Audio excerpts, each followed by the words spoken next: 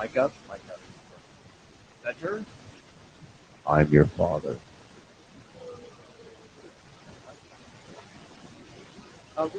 Those of us who've been like ear deep in multicast for the decades that we've done it, Harold and SSM certification, and we assume that was common knowledge moving forward. Find out, and most of you know, when you get outside the multicast community, you have those people who basically have run from multicast their entire career. And when they look back at it, they don't understand or just accept the things that we've all taken for granted through our progress. So that gap has been recognized, and this draft is good. And then updates in the peering draft, which got some good feedback. We've got good operator feedback. And we were taking the last call, and I'm going to rev again. But again, that's what we're supposed to do, right? Way better than what we've had in the past, active responses, and I wonder why people. So, with that, getting to a bachelor's agenda, things to add. Young man, who are you? Like your guide, Huawei. It would be really helpful, if not now, some other time, to get a multicast state of the union out of this book. It would just be helpful to understand a little bit about where multicast is being used and if it is being used and all that kind of stuff. So, I don't know, just something to throw out there. So, anyway, His name is Mick Mike. Just something that I was just thinking about down the way here. It would be helpful to kind of whether it's a draft or You take that mic. You afraid of the papers in my mic? So I've got opinions on that, but I'd like to have others. I like this conversation. It kind of fits what you're expressing here as well. That's my fault. My fault. Sorry.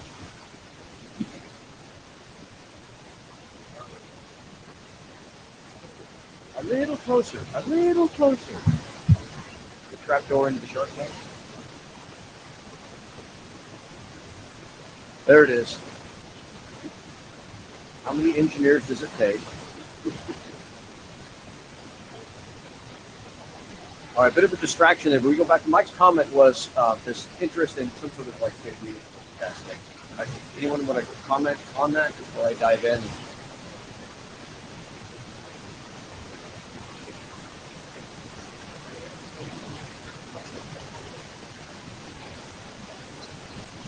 I would do differently.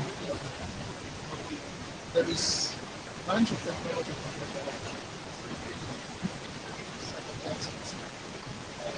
that for the movie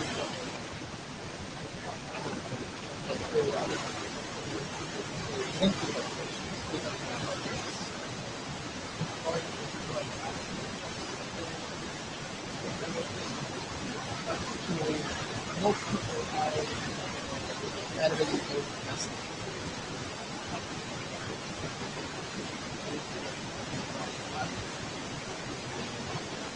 That's the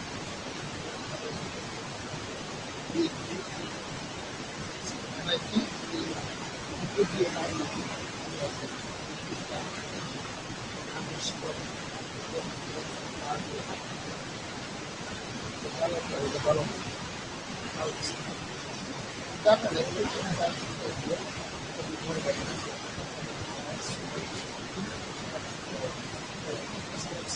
a lot of people just that way because really because they don't understand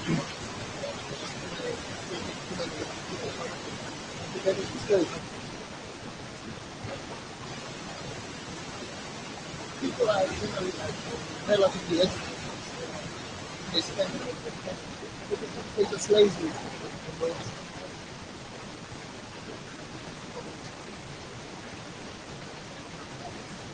That's good. Responsible.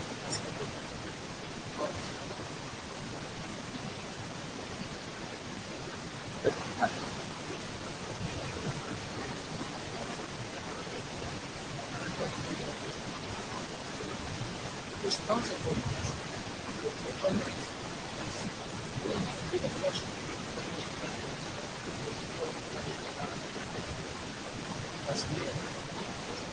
Like, can you give examples? What is the stuff they're the non-green food they're like? Random.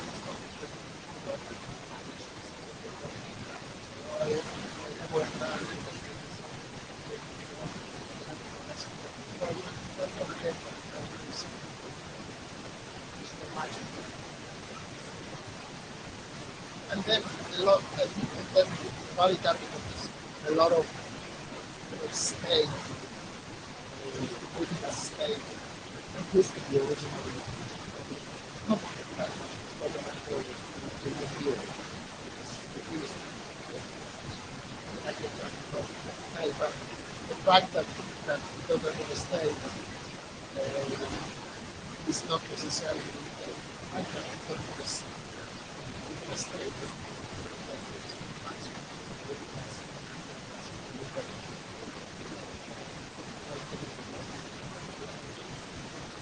So Tim, could you help it up?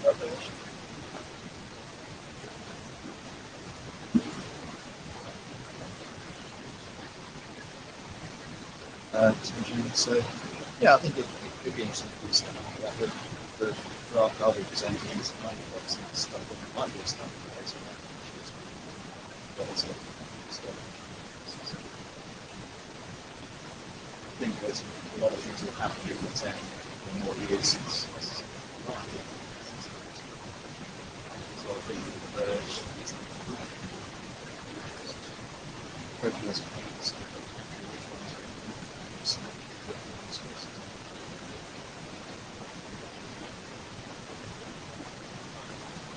Real quick, Name. I know we're short on time. Name. Right. So I was just more thinking about what is in use today. Not just with us, and we had some questions.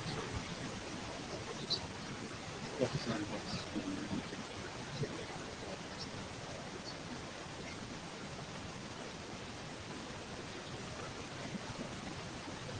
so part of elements users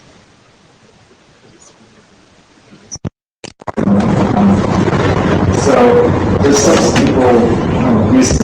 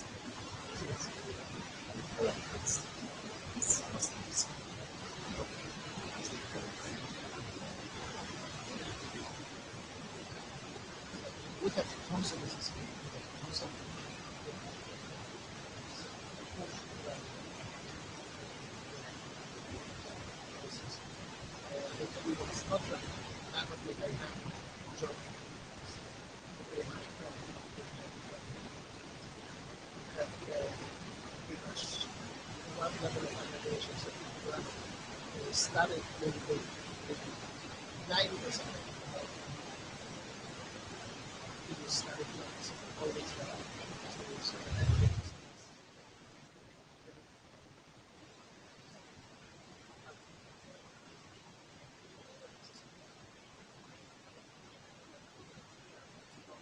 So this is Greg speaking as Greg.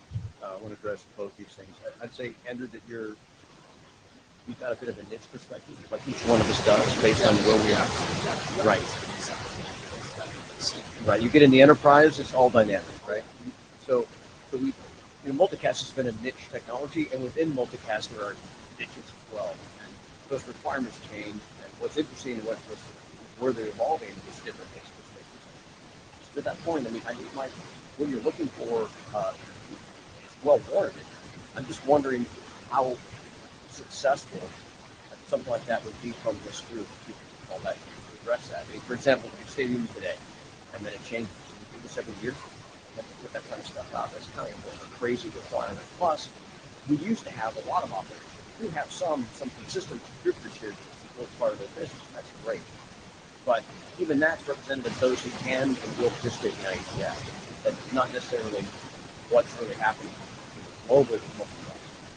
At one point, as a group, we sent out a survey to various knobs, trying to get that kind of sense, that footprint. Maybe we do that. Maybe we do that regularly. Get a sense of, is our work addressing the issues that are out there? And if not, how do we steer it? Is it to make the working group more effective, or is it to take information about employment to help us be more effective in our jobs? Right? If you're trying to tell people what multicast is doing, well, that's probably what you should do, with your hat on, with your day job. Versus what we're trying to do with technology.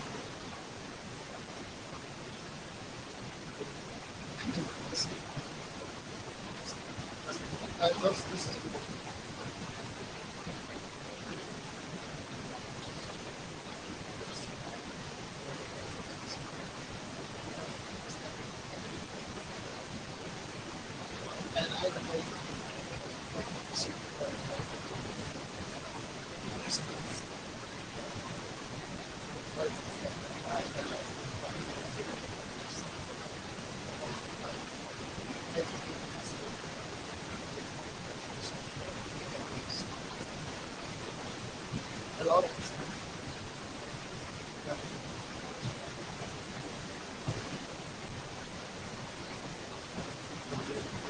for ETF since operator people is required. We have been using it for a while. We just wings and waxes. Everything like that. When CBNI picked up like 50 years ago, one of the reasons we came in to start that. Then of course we managed to decide to change. We outsourced the CBNI stuff. And then of course we still have some over-the-top technologies. Video is still great interest, but then along comes direct feeding.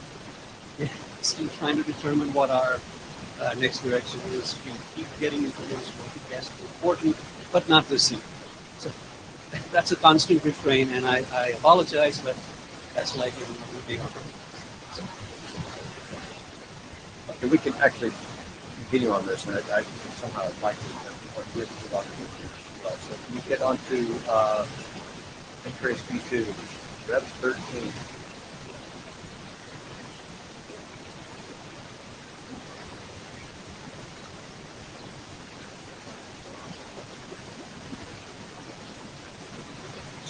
Inside the box. You can move the mic though. Move the mic over to you.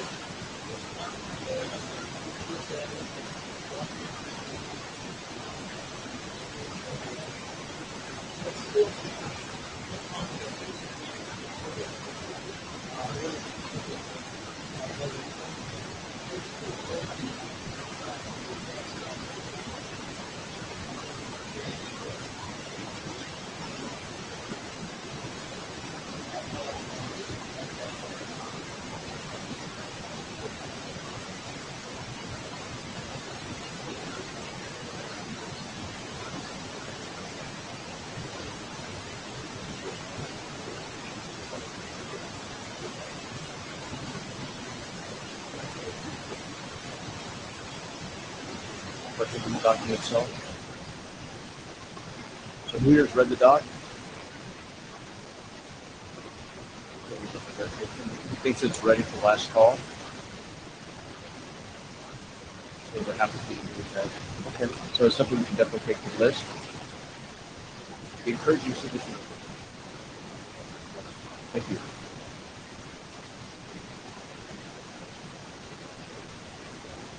Keep Charlie.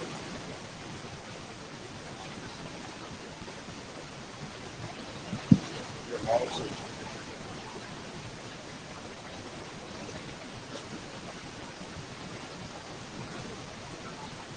Okay, so this was a draft of the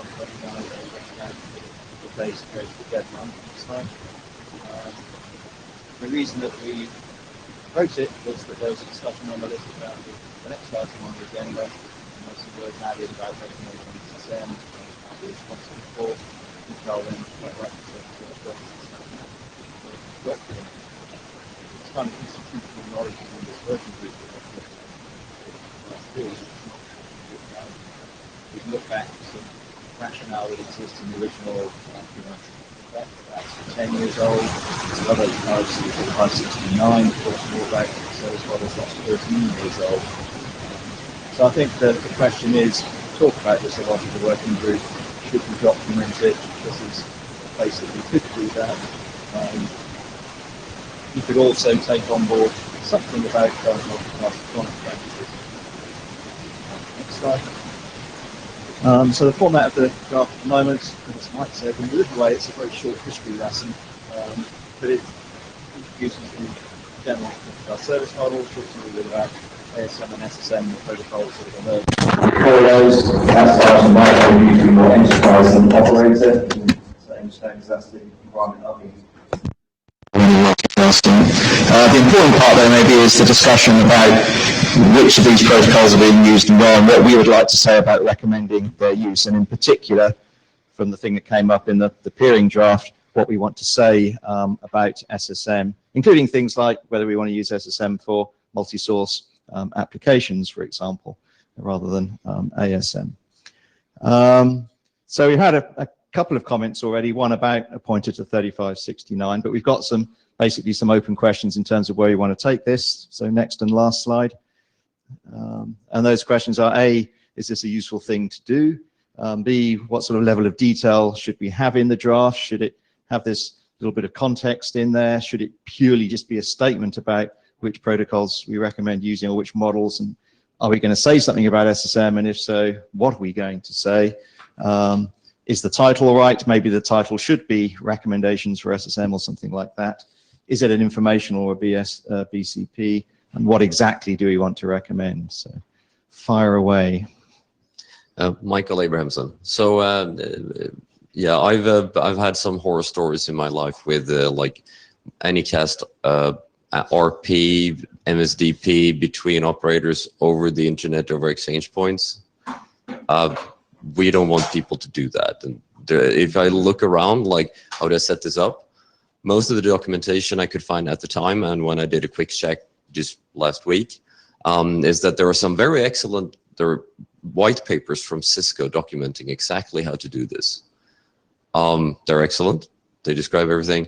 From an operational point of view, it's a disaster. I had to relearn this stuff 3 times over 6 years. When it broke, someone came to me. I was like the only one who knew how it worked. A lot of stuff that's very brittle. I don't know if we should, it would probably be good to document that, why this is a bad idea, and then say, do it like this instead. I set up IPv6 SSM between 2 ASNs, like last year. It was super easy. It just worked, basically. It was more in the matter of trying to find out the syntax of this router OS that I hadn't used before than any multicast problem. I mean, PIM-SSM and getting the unicast routing right, and then it worked. It was great. So I think operator guidance on this kind of thing, I don't think internet-wide multicast is ever going to happen because of all the state. That might be a good thing to say as well. Don't do this. Do this, privately only.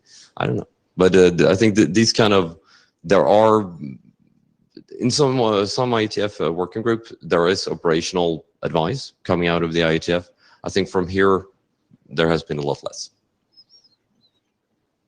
So what I'm hearing is BCP or informational. Which? Yes. I think for BCP, I would say that it should have a bit more operational content then. Or it should say just. Well, I think it depends what we're going to say before you determine whether right. that's BCP or information. Okay, so should we wait a bit about that one and see where we end up with the document, or? So we should get some comments from people that aren't authors, I guess. McMike? Yeah, Mike McBride. I don't care whether it's informational or BCP, but so going to the previous comment, it would be helpful, I think, to have a paragraph or two that just listed the common uses of multicast today. Whether that's video surveillance or that was kind of cool though. So if you'd be open to that, I think that would, instead of writing a new draft for my comments earlier, if you could include that, that'd be great. I was kind of expecting, in a way, this would be something that get lots of people to come to the mic, but I guess either we're just battle weary and indifferent now, or I don't know, have we given up? Do we actually want to write something down that says, yeah, SSM, this is why you should use it and where you should use it, or not? Or what we'll do to you if you choose not to use it? Well, I mean, the other point is that when we have drafts like the next one you're going to hear about, and it talks about recommending use of SSM, blah, blah, blah, blah, blah, and there's nothing really to cite except a 10-year-old document that's quite vague. Is that where we want to be or not? Stigmanas. So SSM is great and we should definitely recommend that. But there are some use cases where people don't want to use SSM, like discovery, auto configuration and things. So and you're a multicast guardian, you know that, but should we document it? So it depends a little bit also whether you talk about like ISPs or enterprise or home networks or whatever.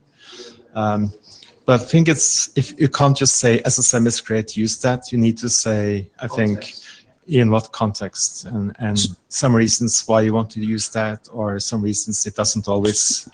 And I think capturing those reasons is what we should be doing in this document, but we need some input to make that happen. Well, so aggregating the last two speakers at the mic, it sounds like we start with common use cases and then recommendations for those use cases, or at least block them as types that are common and then recommendations within them. But yeah, I would say I'm happy to have some text saying only deploy MSDP if you really have to, for instance. Yeah, there is a use case section at the moment, but it's blank, but that's a way of driving the rest of the document, I guess. So just feel from the room, who thinks this this information or this sort of document would be beneficial to the community from here? All right. I would say if your hands didn't go up, we'd probably step on you anyway, because this document request came out from the next document that's coming up, but it's good to see some response. All right. Thanks, Tim. And Percy.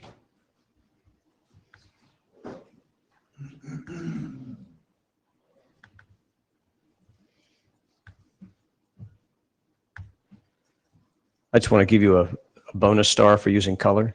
Thank you.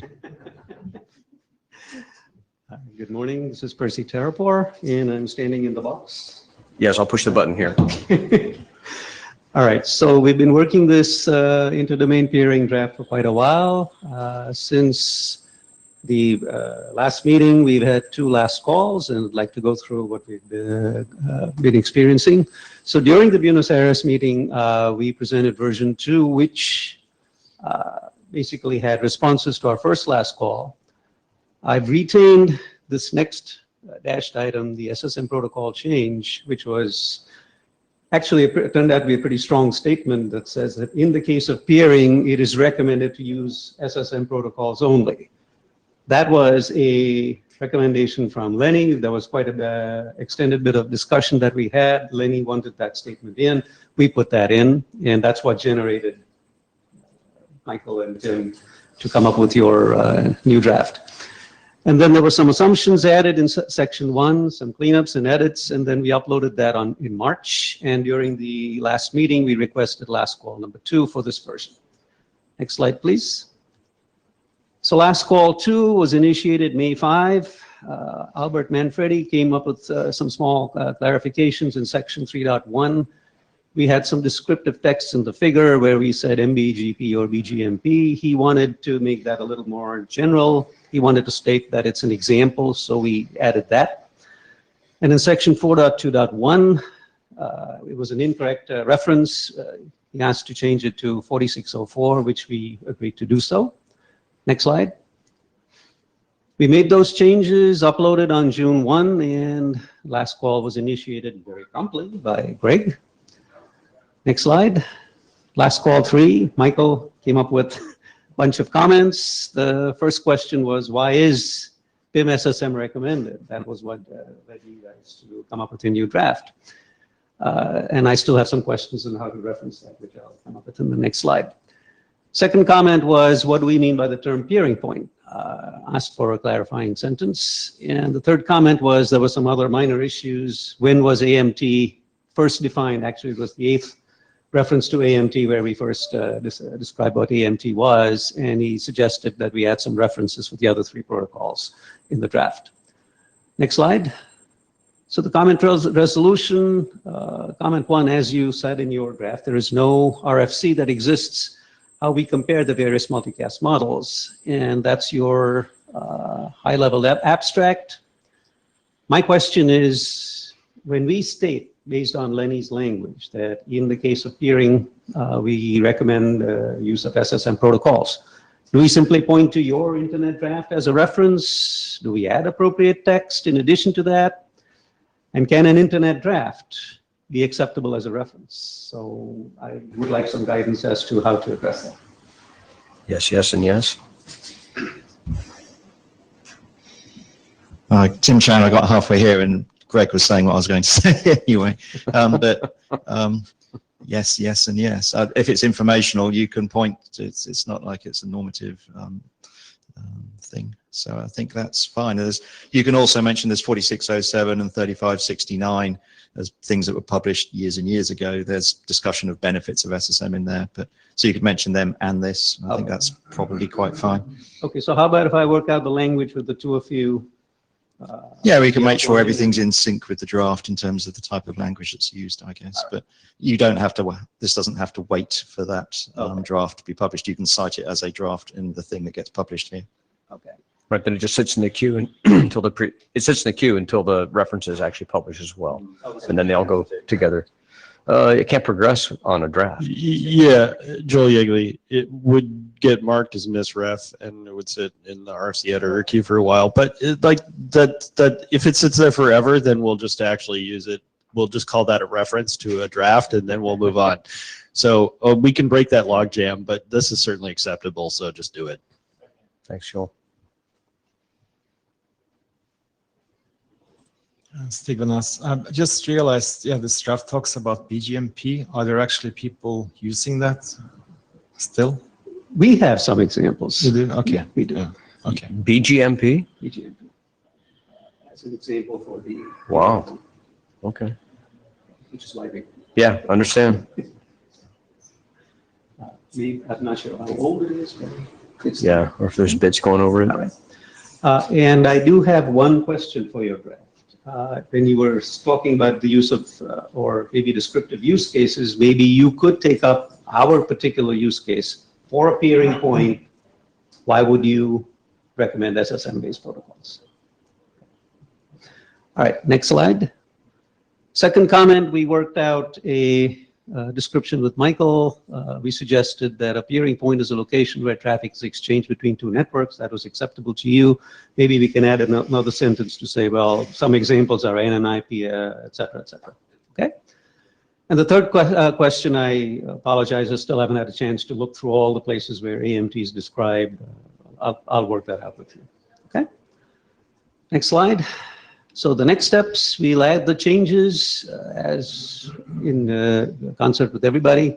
Upload revision 4, and we will request last call at that point. But then I do have a question. Is there a limit to last call? 1 million. Okay. All right, that's it. Any questions? That's as long as we're making progress, we're making progress. All right, thank you. Oh, we have a question. Yeah, ISOM Cisco. So, but this question is also related actually to the previous presentation. Maybe. I can't see the mic Something- because the speaker's in the way. They've done this really well here. Something came to mind. So I think Michael mentioned that internet multicast probably wouldn't fly because of the state.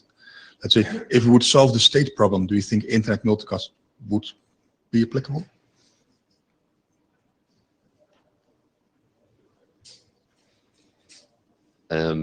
I would say that the common internet user will never be able to send multicast to the internet, but you could have a limited amount of sources sending multicast over the internet. But the whole, how do you charge for this? How do there's been like over the past 15 years been a lot of discussions about this, and I see people moving away from multicast more than and doing the same as YouTube and so on. I mean, you're moving the unicast closer to the source, CDNs and so on. So I don't think this will ever happen.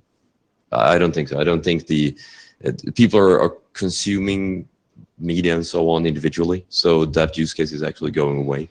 The linear TV one, which I think would be everybody wants to save bandwidth and watch TV. Like people are not watching TV like that anymore. So my guess would be no. All right, this is Greg without a chair hat on. So removing state simplifies things. That brings the pain level down. As an operator, it brings the pain level down to almost 0. That's what I would want to do if I have to run it. But I never saw that as being what's limited people to deploying multicast. What limits people from deploying multicast, from my experience, is those who need it the most are the top of the tree, but they don't own the edge. And so if you're trying to get people to do something on behalf of your business model, that's a really difficult sell.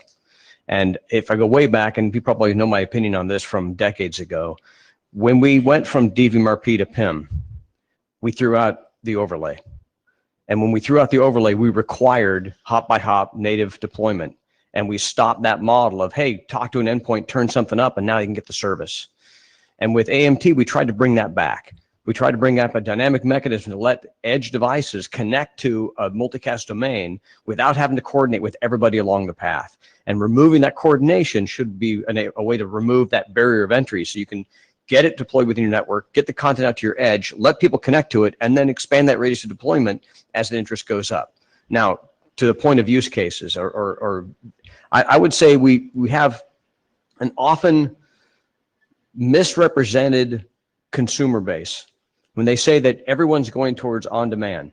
What I'd say is that IP has radically improved the opportunities for on-demand, and we've seen that use case grow exponentially, but not at the expense of live events. I mean, the largest events, video events in the world are still the US Super Bowl, right? World Cup.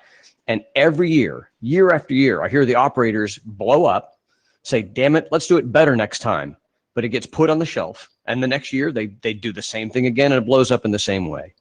Here, listen to operators speak. Yeah, Uwe Jorde, Deutsche Telekom. This is exactly what we see in our network.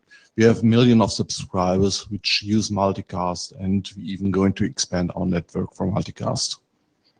Fantastic. That's good feedback. Related to your comment. Another operator, take to the mic. Another comment related to large events.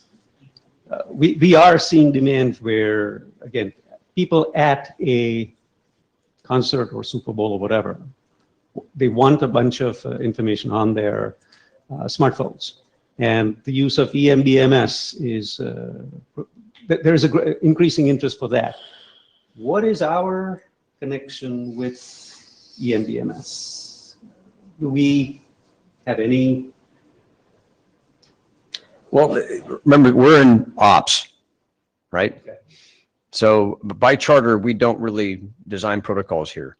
Now, if there is someone who sees a need to integrate IP multicast or some multi-point service within routers with EMBMS, put a BOF together, right? Let's talk about it, get those people in the room and see if there's a gap. I mean, if you first identify the gap and then see if there's interest to help fill that gap. Yeah, Michael Abramson here again. So let me just qualify my statement. Back in like 1996, I was in my dorm room in southern Sweden watching NASA launching a shuttle over multicast. Mm-hmm. This was okay. So it was academic network talking to NASA, but I don't think I will ever be able to watch a multicast lecture from some university in Asia on my home connection in Sweden, and then I flipped the channel and now I'm watching TV that is being broadcasted from South America, and so on. This kind of internet-wide multicast being sourced by almost anyone on the internet, being received by almost anyone on the internet. I don't think that's ever going to happen. Multicast within operator networks, controlled environments. I'm getting it from a content provider, a CDN or something, and I'm ingesting it in my network and delivering to my customers in a controlled fashion. Yes, absolutely. This is being done a lot. But the like internet-wide multicast where I have no idea who's going to be sending to me the next minute, and I don't know what my customer is going to be looking at, I don't think that's ever going to happen. So this is Greg again. Let me address that a bit. Gearing model of a layer 2 overlay across the internet is never going to happen. We know that was broken. So the any source, anytime, anywhere, of course. In terms of the ability to connect to content that's being sourced via multicast, whether or not you know or even have it enabled, it's already happening. Right? I know operators today that have multicast distribution networks and have overlay connections down to receivers. Now, not everyone can source content into that infrastructure. So it's kind of a hybrid of the two solutions, right? I got a multicast connectivity to content that I don't have to control, but it's not available to everyone at large. Hi, I'm Christian Kaufmann from Akamai. So I might be highly disqualified because that's my first IETF and I'm in the room since 20 minutes. So let's see if I add any value here. And of course, I'm highly biased as a CDN. This said, I want to echo a little bit what Michael said here. I don't think that we will drag multicast over internet exchange points and make that scalable on a global base. If you look how the CDN model works and if you look how content is distributed these days, then it is either most of the parts are actually in the network itself. So the comment about Deutsche Telekom and having it multicast distributed in a particular network, yes, that's actually what CDNs work with a particular provider, but this doesn't go over the AS boundary. It stays in the network itself, and then that might make a lot of sense, depending if both parties can do it. But dragging traffic over internet exchange points and far, far away, if you think about HD, coming back to Super Bowl, World Cup, or 4K in the future, I don't even think it works. The whole latency component and everything doesn't even make sense. So I'm not so positive that, we will do something in that direction. Thanks. I would go with Mike here. I don't think it's going to happen. I don't think is going to happen is us being able to source multicast into the internet. Like an operator may use it, an operator does use it.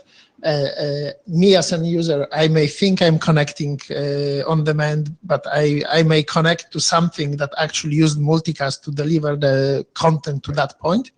So I'm only kind of unicasting on the last mile type of a thing.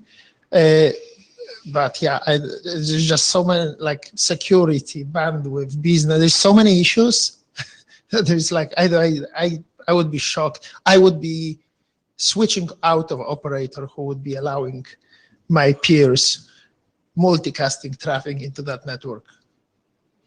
This is Greg again. I want to just add one more hybrid model to this. When you've got enterprises that are currently enabled for their own internal services and they're trying to get external content that's managed or provided by another provider, they have that requirement. So it's kind of that hybrid model where they don't want you to give them a bunch of unicast streams into their network when they're already multicast enabled.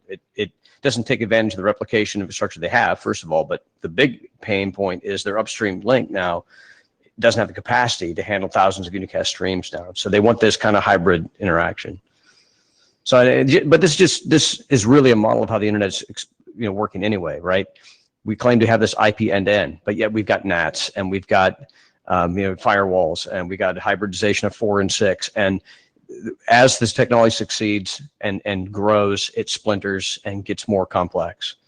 So the model from 1989, yeah, of course it's not going to happen, right?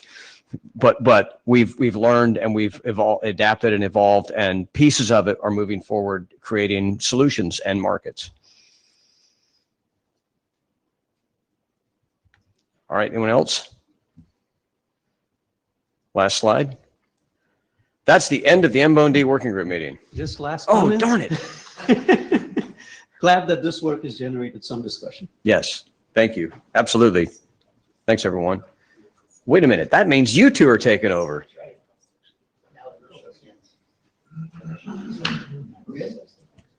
I don't know if you're good, but you're taking over. Stig's always good. Okay, you're a good looking guy. How's that? I'm not that looking. I got a hotter wife than Stig. Your wife's hotter than Stig? She said, gee, I hope. Should I do the slides or? Yeah, go ahead. How many kids you got married now? 2. 2? I thought you had another one recently, right? Yeah, no, that's, Congrats. yeah. My son, my oldest, is getting married in October. Oh, freaking awesome. Yeah. Wow.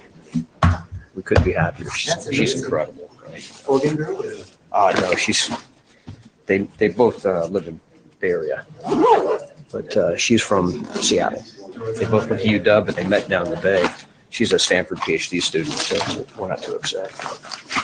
That's pretty cool. Is he still biking? For fun. Oh, yeah. He works for Netflix now, makes money, so there's more money in writing code than there is places. That's true. That's true. So I'll have these guys call the blues.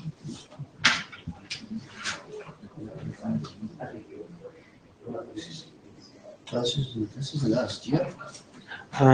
Do you think we need to do another round of blue sheets? Or? It's the same Probably people not. It's either. the same one. So last time just wrote that Okay. and Mboned on top. You know. Who's got the blue sheets? Is that we're already everybody signed. We'll just use the same ones for and then so if you haven't signed blue sheets, please do. They're in the back.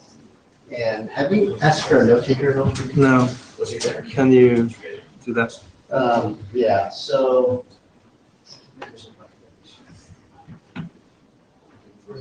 We need someone to take notes. I don't know if that. Okay, I'll keep doing that. Okay, keep jabbering away, thanks.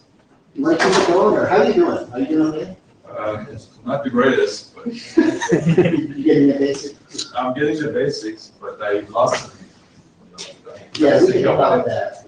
In fact, if you don't mind just continuing for the next hour or so. I can continue, as long as I can understand. I'm not too familiar with the terms here, but I can try to continue. Yeah, and even just, don't even worry as much about the site, but people's comments, just, and we'll help out with the names later, because if you think provide whatever you did, Okay. we'll edit them later. All right. Just, yeah, thank you. All right, I think we're set.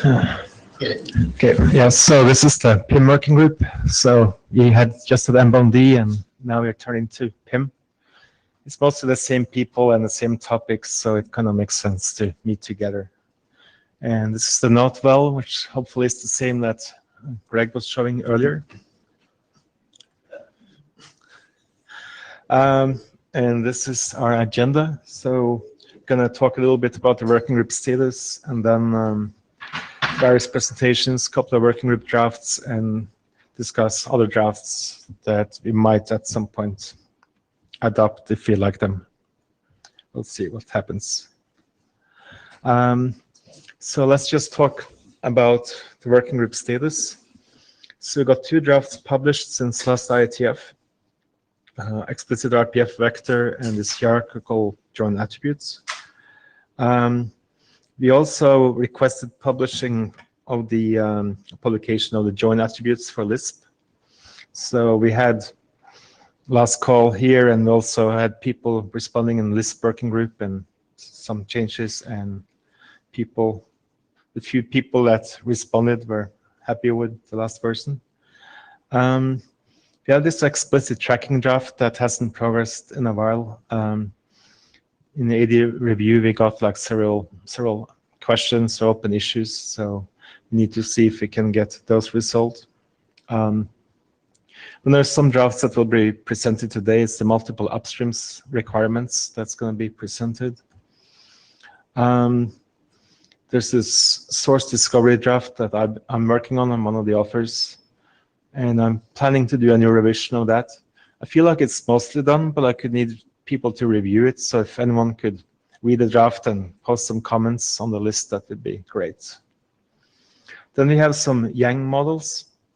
We have a design team that have been working on those. So we have like a PIM model and an IGMP MLD model.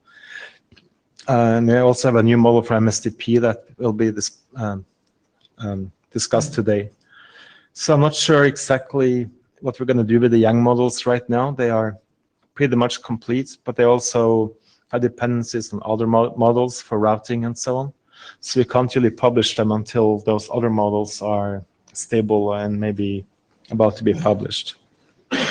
But if you have comments or if you have interest, please read those drafts and see if there's anything missing from the models or if the design is right.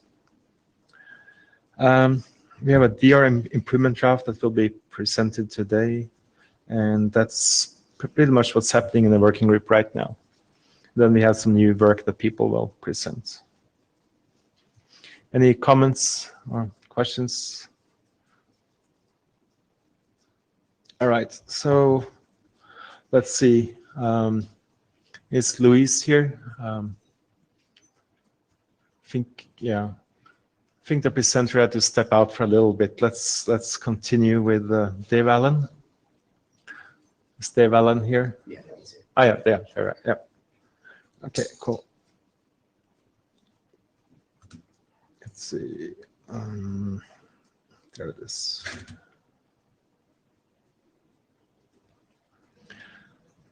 Okay, so this is an update to a draft that was presented in Buenos Aires, and this is the framework for computed multicast applied to MPLS-based segment routing.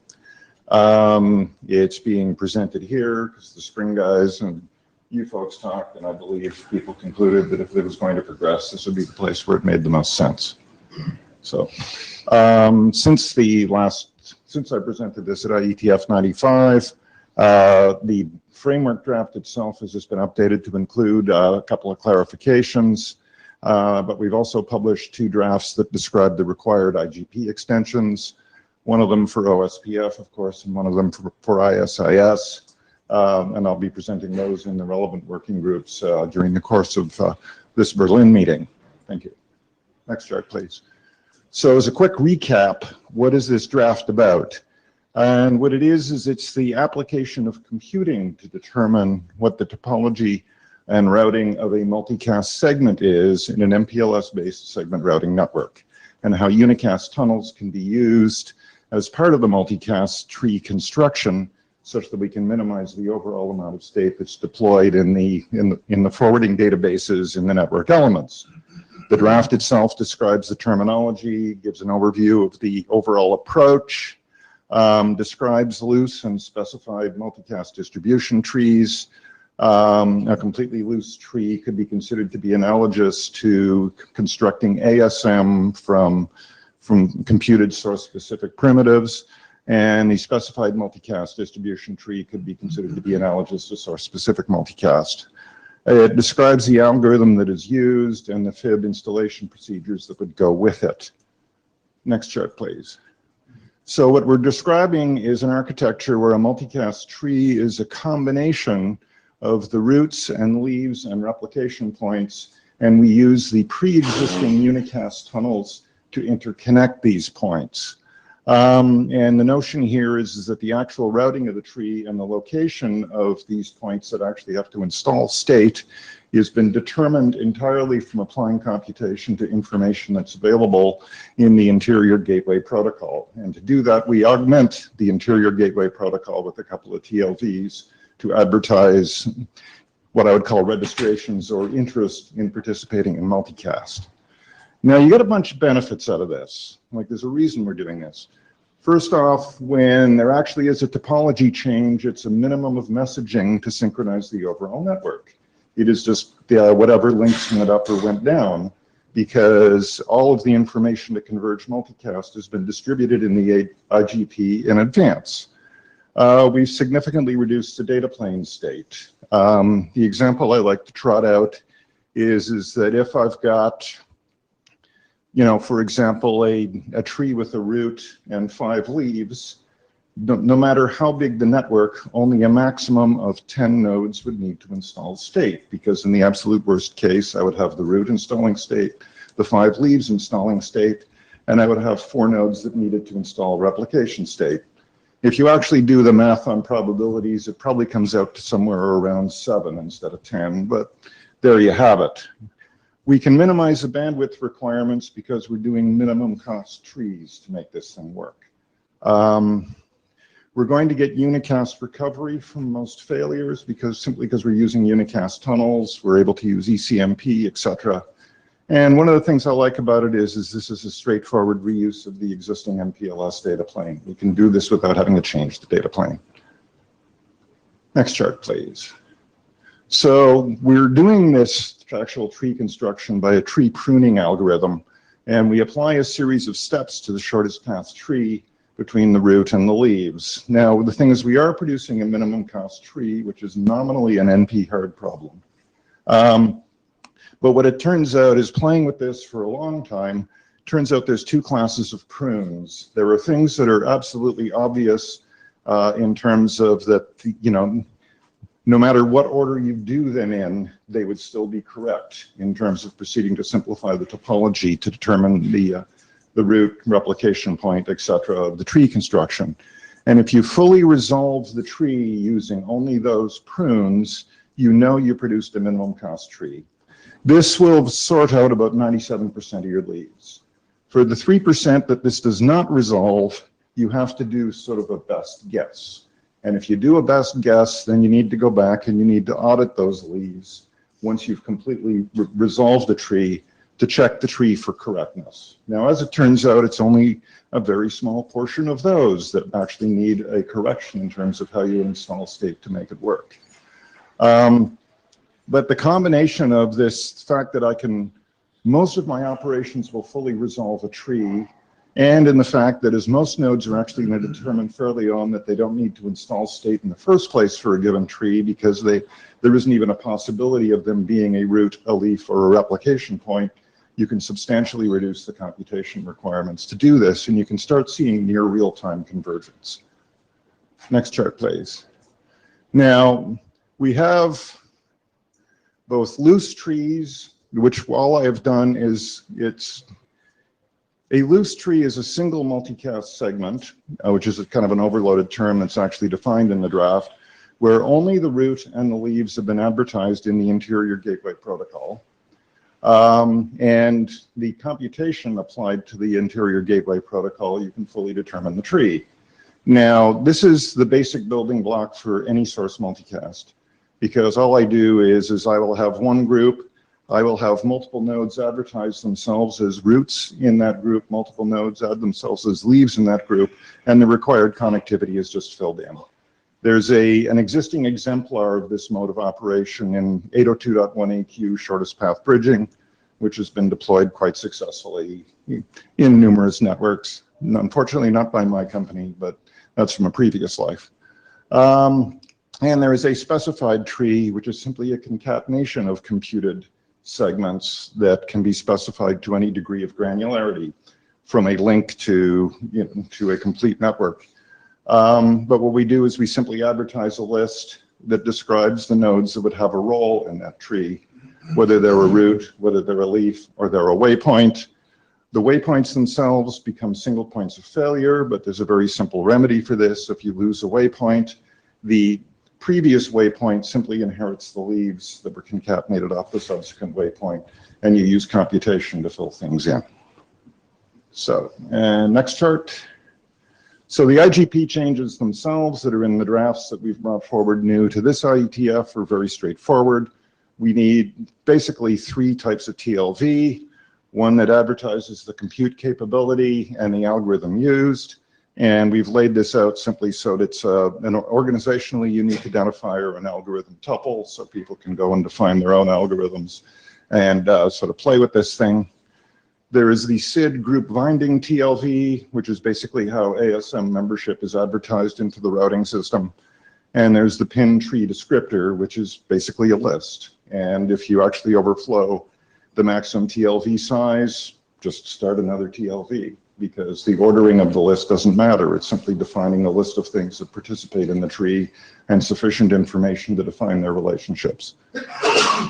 So the next two charts you can actually skip because they just go into the details of the IGP changes. And I believe that gets me to next steps. Yes, so now that the drafts have been published, we sort of have a complete solution out there for people to at least comment, critique, like, hate, or whatever, or for that matter, the usual sort of deafening silence if you think it's a brain dead idea. But I would say that whatever you want to say about the draft, it's all welcome. In terms of other next steps, certainly we can bring forward interworking with the existing world because we've worked out the details and it's fairly straightforward. We just haven't published that part yet. So that being said, are there any questions?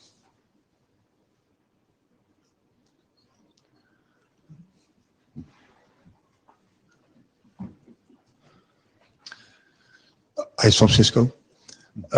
So when I talk to a lot of customers about multicast, what their biggest pain point is really the complexity, right? It's the complexity they want to solve.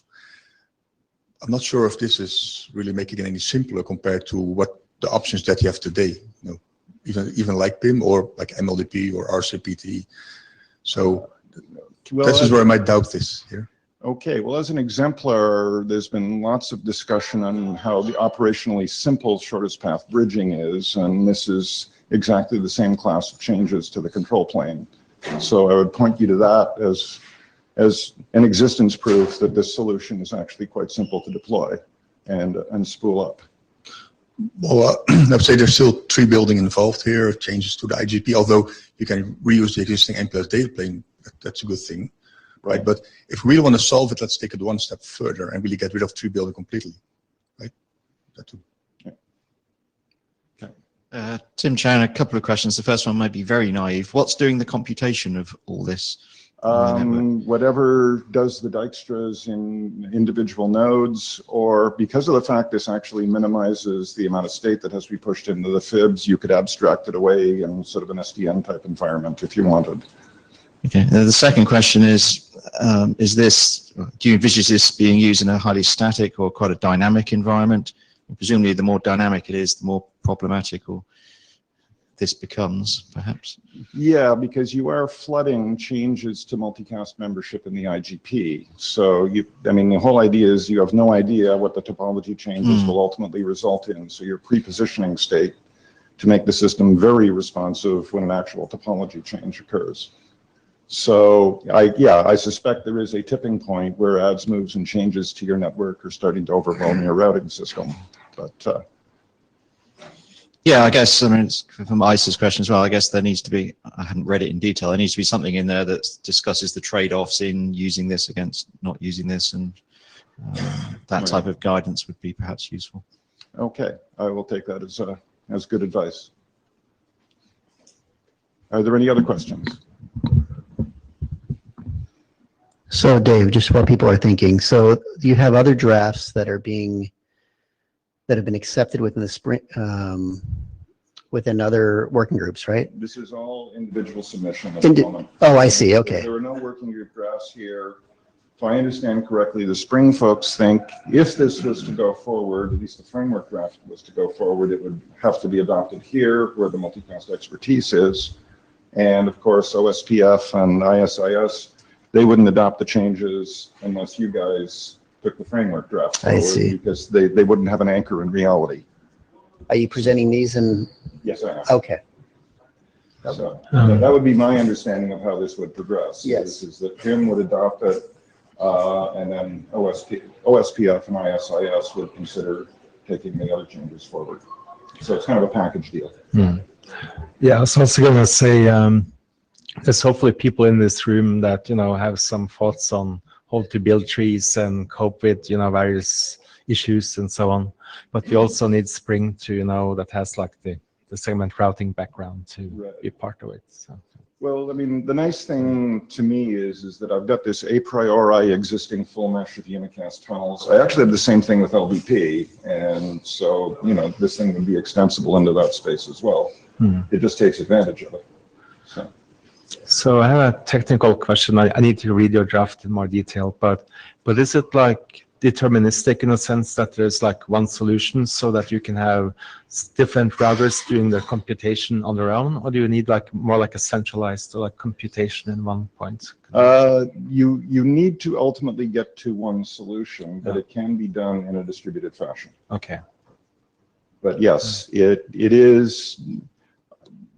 Some folks would say that is brittle, in that everybody needs to come up with the same answer to properly instantiate the tree, because what I compute is I'm actually computing the state for the whole tree on every node, and then figuring out, my own personal role in it.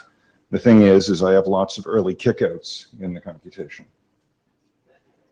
Right, to sort of go, no matter what happens, I don't care about this tree. I'm not going to be participating in it. Right. Maybe not necessarily to this draft, but just generally. How much we can actually benefit to justify introduction of something like this is hundreds of millions of dollars. That's because now you have to retrain, forget us who can type the code and put stuff into the products. It's actually like thousands and tens of thousands of people that have to be trained to actually start then dealing with this in the network. So that's where I'm a little bit like icy, hesitant to introduce technologies that, even though they're good, I don't see them being deployed. That's where, just because of economics that are involved. Right. Yeah, there has to be a clear benefit and justification to changing the status quo. In this case, it's the fact that I can, if I have large numbers of sparse trees in my network, it dramatically reduces the amount of forwarding state. I'm using unicast recovery, so most failures in the network would be recovered very quickly compared to having to wait for multicast convergence. I can use ECMP as part of multicast forwarding, so that will give me somewhat better utilization of my network. It kind of moves the yardsticks in a number of dimensions. Whether that's good enough to justify a deployment, that's going to be individual carriers that have to decide. That would be my take. It's never that simple, because then you're gonna get somebody who you can always talk in somebody. We all know how this is, how there there is the technology and there is a business. You put a well embraced in technology person in front of somebody, and you always, who is not as good technically, and you can always talk in that first one, and then you're gonna talk in that second one, and then you're gonna talk in that third one. So it's like, state. Okay, I'm not gonna claim that our routers are the best, because every other vendor will come in here and say the same. But state is not a problem anymore. in most of the things. The routers are just too big. Like Well, we don't actually, have, so, you know, if there you is are gonna million, do- there's million simpler solutions to do the resiliency. Like, the state is not a problem. Like Well, or state management, yes. State capacity, yes. Yeah. Yeah. Yeah, but we have so many much simpler solutions. This is software and state in the database using the existing data plane. To me, it's the essence of simple once implemented. So I don't know how you can define this as complicated. I think so. Cisco. It's good to get rid of state. It's good to minimize it because that will benefit, right, in convergence and management, like how you put the state there. These are all good things. But I think you're getting a little better than existing, but you're not getting all the way, right? And you know, I also agree with Andrew. State, you know, people care about state, but they care much more about complexity, right, and the operational cost of running this in a network. That's, I think, the biggest thing we want to solve. Yeah. Yeah. And my personal expectation is this takes a significant step to that. And like I said, I'll point people to discussions of how well 802.1aq has been received in terms of operational benefits. So.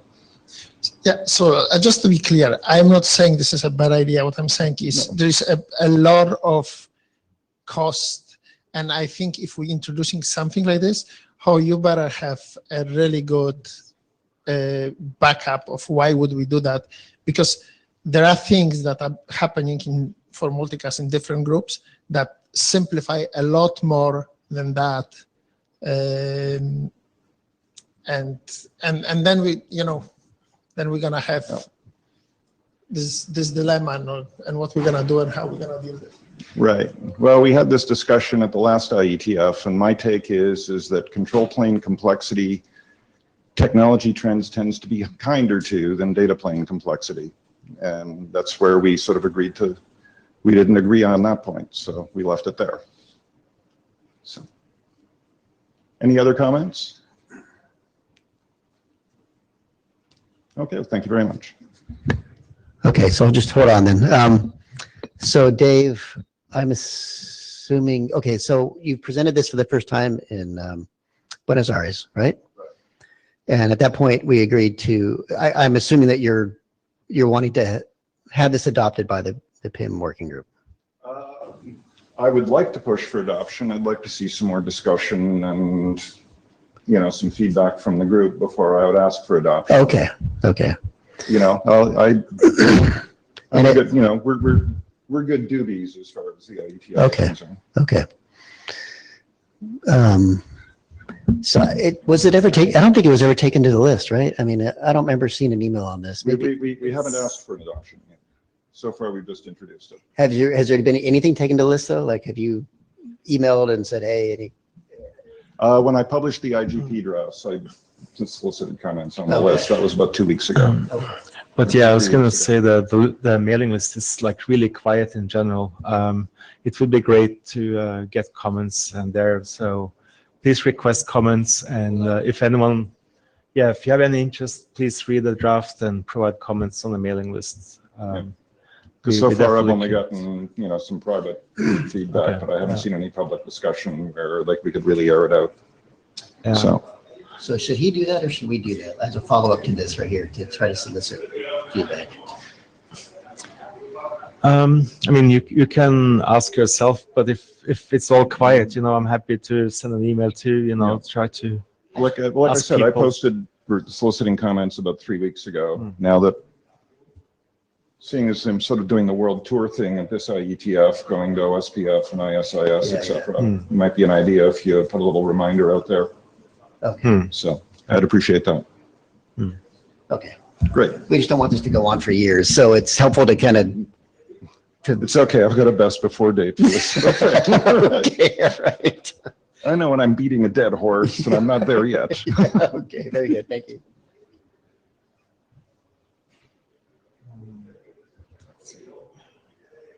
Does Louise show up yet? Should do the multiple upstreams if the presenter is here. Out here. Okay, so I guess ICE is next then with the LAN election.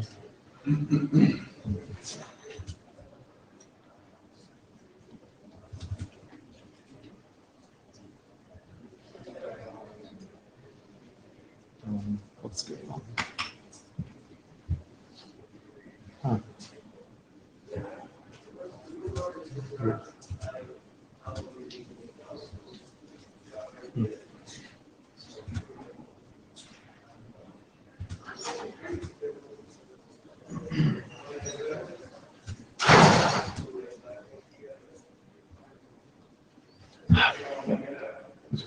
Yeah, except it keeps displaying, you know, the stuff at the bottom and stuff, Oh, okay. even though I'm sort of in presentation mode. Works. Try to.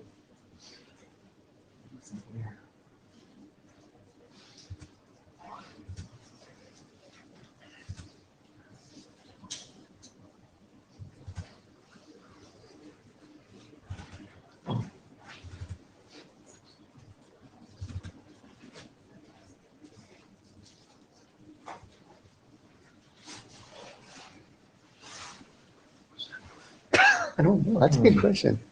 Oh, it's You know the answer? Yeah, it's like scary, or it just blows everything up. It's like, you know, just like this. If you stand in the pink thing, you know, and I press this, you know, something bad will happen.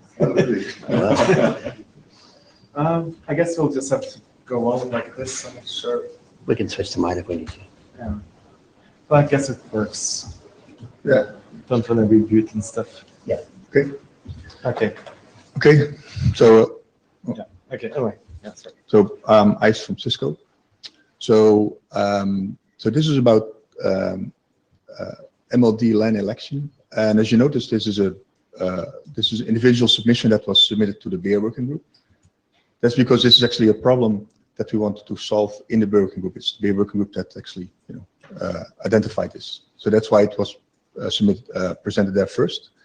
And of course, as any multicast technology, we're, you know, punted here to the multicast group to present it here as well. Okay. So what's the problem? So as you know, or as you probably should know, that with BEAR we're adding a new mechanism to distribute multicast in the network. But we're having a similar problem to solve with LANs, right? That you don't want to have two routes on the LAN, you know, sending the same multicast traffic to the end receiver. So for that is we need a DF election mechanism.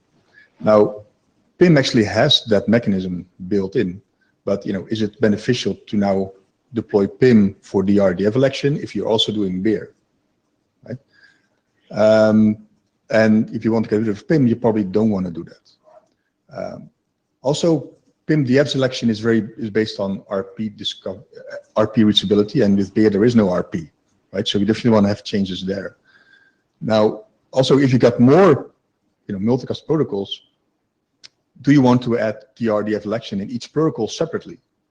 Also, probably not. So this is why we asked the question, like, you know, is PIM the right place actually to have DR and DF election? Right, then next slide. Now, this question is not new actually, because there was a similar question asked when we went from IGMP version 1 to IGMP version 2. And that is about the courier election, because the courier election used to be in the multicast protocol. But if you got multiple protocols start to elect, you know, or start to send out the queries for the membership, the IGP membership. So at that point they decided, well, you know, maybe it's better to put it into one place where it's common in IGMP. So it's IGMP that actually now, in version 2, does the courier election. Now, this is exactly the same problem now we have with DF election. So that's where next slide comes in. The proposal is to add DF election in IGMP.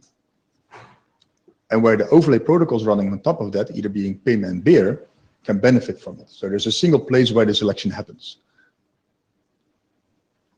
Yeah. Next slide.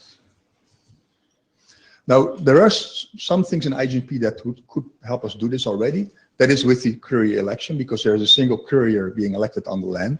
But that election is very loosely defined, right? There's no hold time associated with it. You know, there's a pretty likeliness of, you know, during migration or, you know, things going up and down, you end up with 2. And we definitely don't want to have 2 DFs at any given point in time, because it actually can lead to traffic loops, which we definitely don't want to do, right? Or duplication.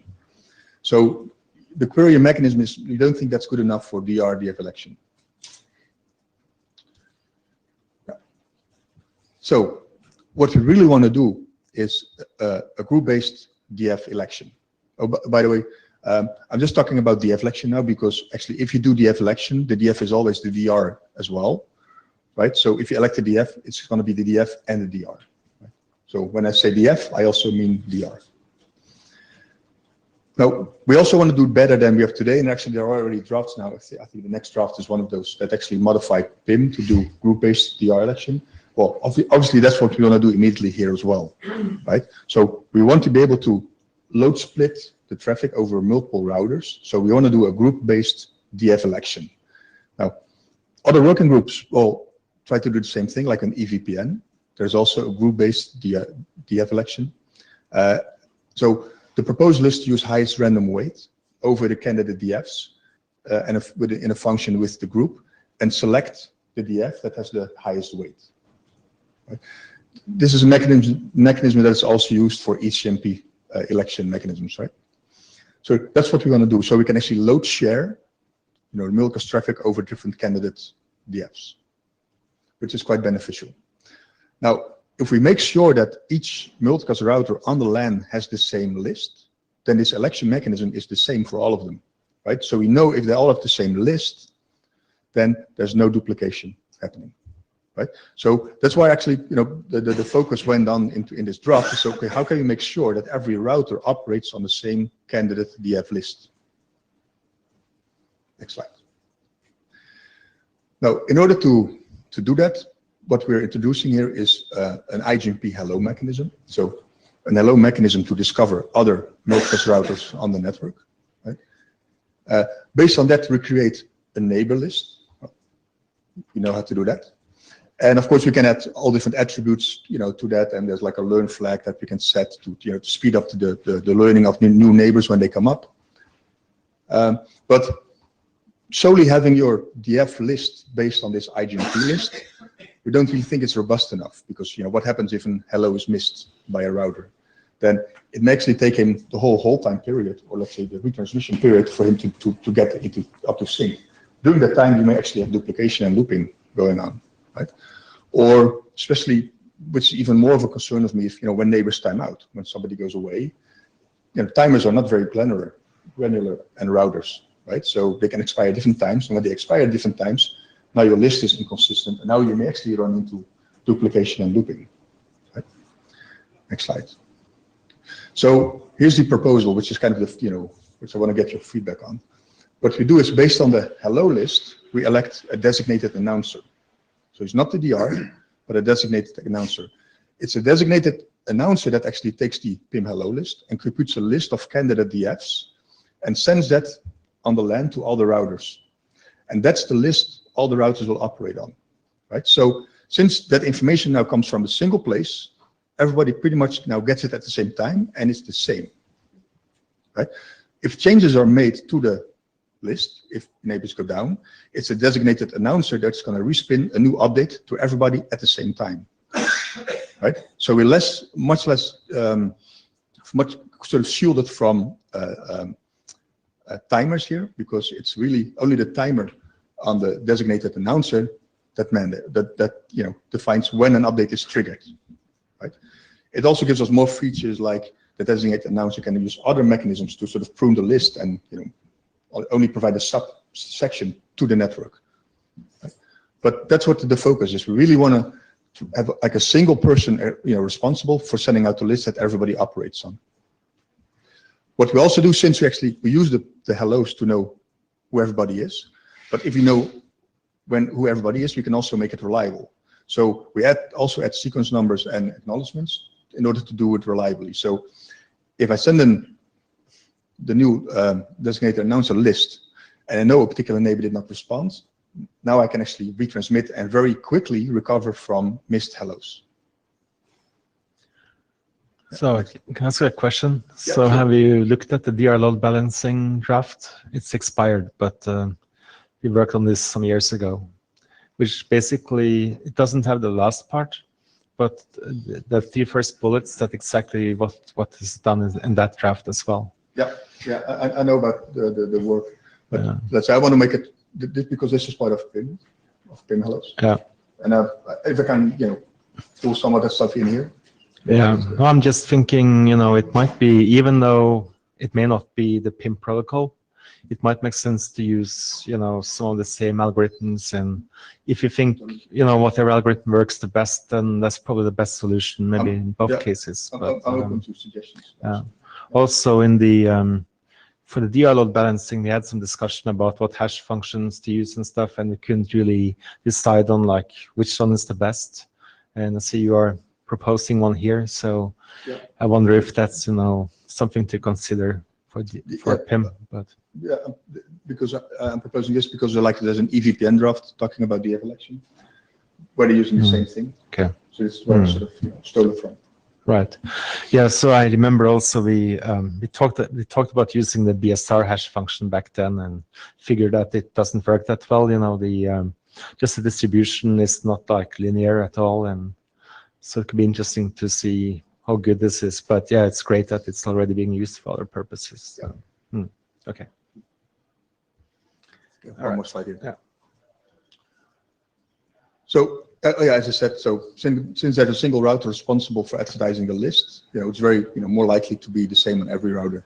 That's also, if there is inconsistency in any way, we choose loss over duplication, right? So if something is bad, we just prune ourselves back, don't do any DF, and wait for it to recover, and then we continue to be the DF. So we definitely want to avoid any sort of loops or duplication.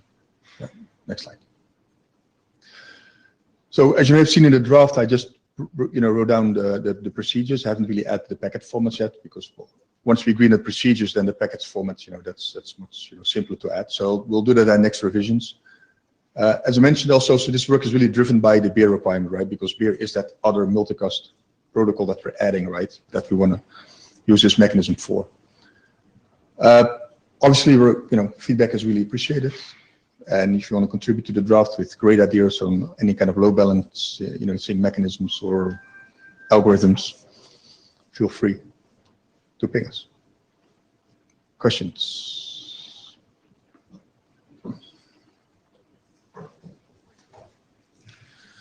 Niels Warnke, Deutsche Telekom. When you talked about the designated announcer, my question is, do you have any plans to have a backup for the designated announcer, and what principles have you thought about underlying that? Yep, good question. So basically, every other router is a backup designated announcer, because the designated announcer is really, I think, it's like the highest address of the IGMP hello, right? If that one goes away, and it goes away, and you realize that, hey, I'm the best now, you'll just become the best. But let's say when that happens, the list doesn't really change yet. So it's quite a smooth migration to a new designated announcer, because as soon as when it gets ready, he said, I'm the best, I send out my new list, right? Then everybody switches over. Right? Right. So everybody can just take over when they become the highest. Right. And so there's no pre-computed backup on standby, but it just happens when somebody goes away. is there a plan of preempt once the highest comes back, or does it stay? Yeah, well, when the highest comes back, we switch back over. He becomes, it's always a bit tricky. Like, I prefer to make things consistent. Let's say, the highest one is the one. So if you look at your network, you expect the highest router ID to be the designated announcer. If not, I know there's less churn if you don't, but if you think it's better to not do it, then we can, right? But I think this is more open for discussion at the moment, but sure. I mean, I've seen in other protocols like OSPF, when you have a preempt, this may lead to some unwanted traffic or recompute in the network as well. Yeah, it's up for discussion. Yeah.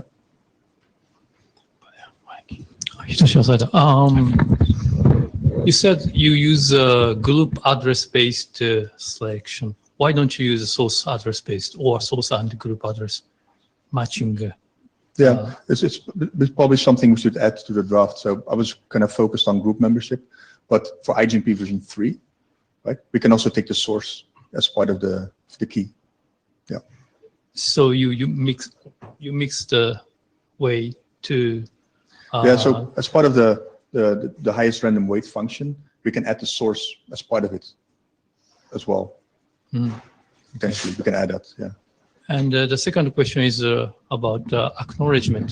So IGMP itself is a non-reliable protocol, but if you use the acknowledge, you may have some strategy think about reliability. Otherwise, acknowledge may just drop.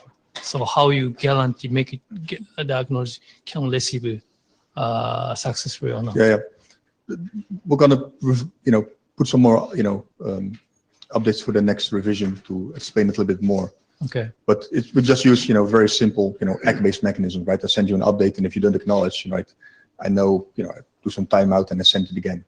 Right? Okay. It's a very simple acknowledgement-based reliability. And for the last question, I think you don't care the interoperability at this moment, but what is the plan for the interoperability between the non-supported router and supported new router that supports this kind of function? So because this is a new, you propose a new IGMP or MLD message, right? Yeah. So this has interoperability issues. And if there is no such kind of interoperability.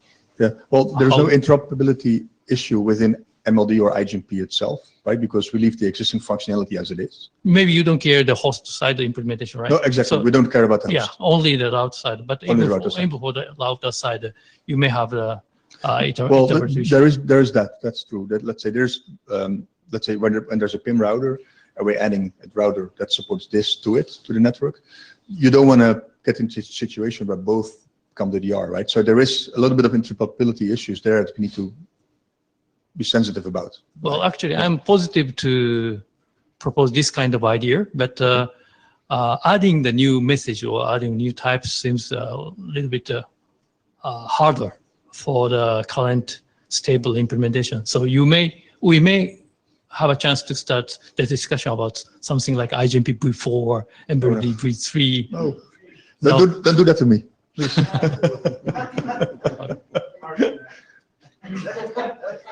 That was mean. David Allen Erickson.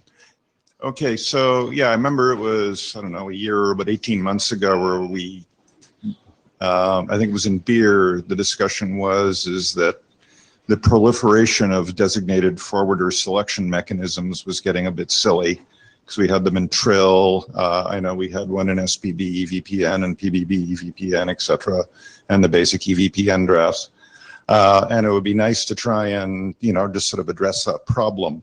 And I think this goes a long way in that direction. But I think that I do have a minor concern about the designated announcer in that it seems to work in the scenario, for example, where I've got, an 802 LAN connected to a network where you're doing beer. So there isn't any control plane element that has real knowledge of what's going on in multicast on either side.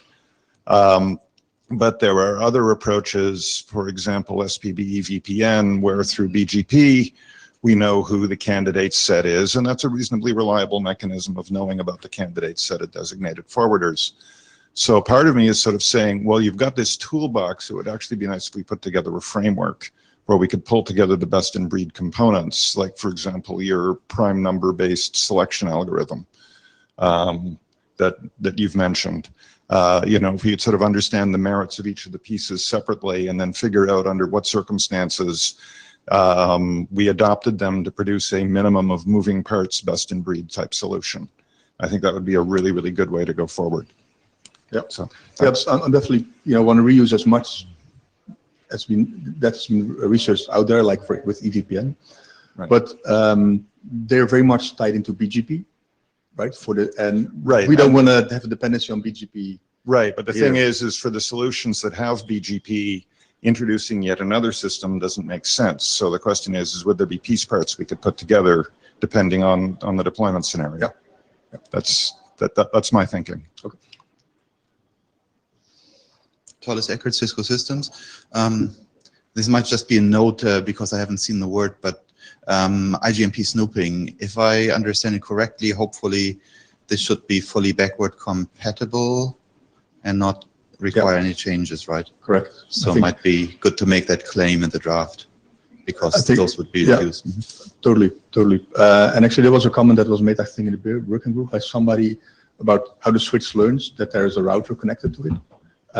So there we may want to make those routers actually send out IGP queries so they know about that you're the router. Right, that's important. Yeah. Well, add that to the next one. Sandy Zhang from ZTE, and my question is, if we use the security function in this, we will add some security assurity to ensure the designated announcer. Yes, DA sends the correct DAL to every DF. So we should add some security functions in it. Yeah, we could. Although we don't do today, right? With in any of the IGMP messaging, there's no security, and yeah, I guess PIM we don't do it. We don't do it either, right? But it's something we can think of. Yeah. Okay. Another question is, DA will send the DAL to every DF, and the DF must respond to the acknowledge message. I think the sequence number may be used in this. Make sure the DAL is the most new. Yeah. Yeah. Okay. Thank you. Thanks. More questions? Oh, okay. Thank you. Yeah, hold on. Don't go anywhere. Same kind of questions that we had for Dave. So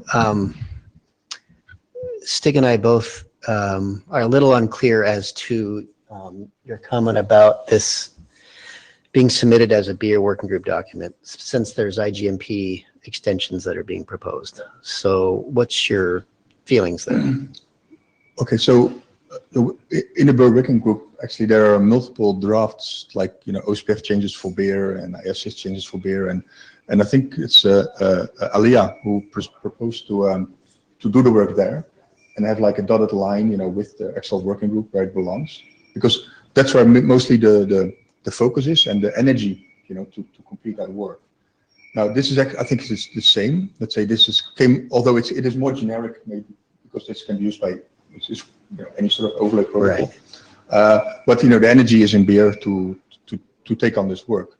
Now, so my preference would be to do it in beer, but if there's enough energy here, then we can do it here as well, right? But that's why I'm presenting here, and that's probably up to you and maybe the AD shed your light. But we can take the same model as was done for OSPF, ISCS, and some of the other work.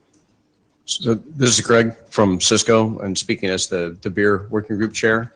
I don't care where it takes place. I just care that it does. And we have the right impassioned people who are take this work forward. So as I said, kind of fits the model we have now with dotted lines. But if you guys want to shepherd this thing through, that's fine. We'll just stay in communication. We'll watch it happen. It's totally up to you.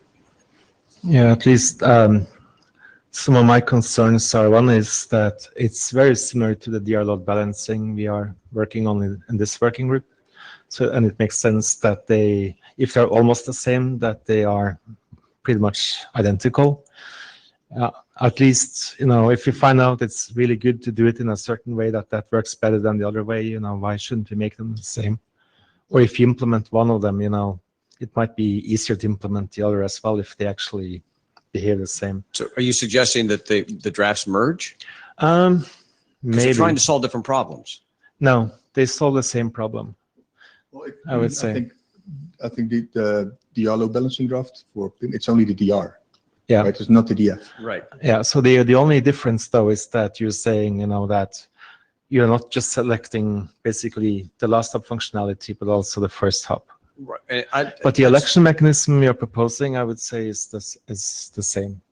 Right. So I'd say they're not trying to solve the same problem in that we're not in ICE's draft. They're not trying to change the function or the load balance in any way. Just take the hands out of PIM. right? So you don't have a dependency on the transport layer behind that first or last hop network. Right. So basically, I would say it's the same mechanism, except it's done over IGMP instead of PIM.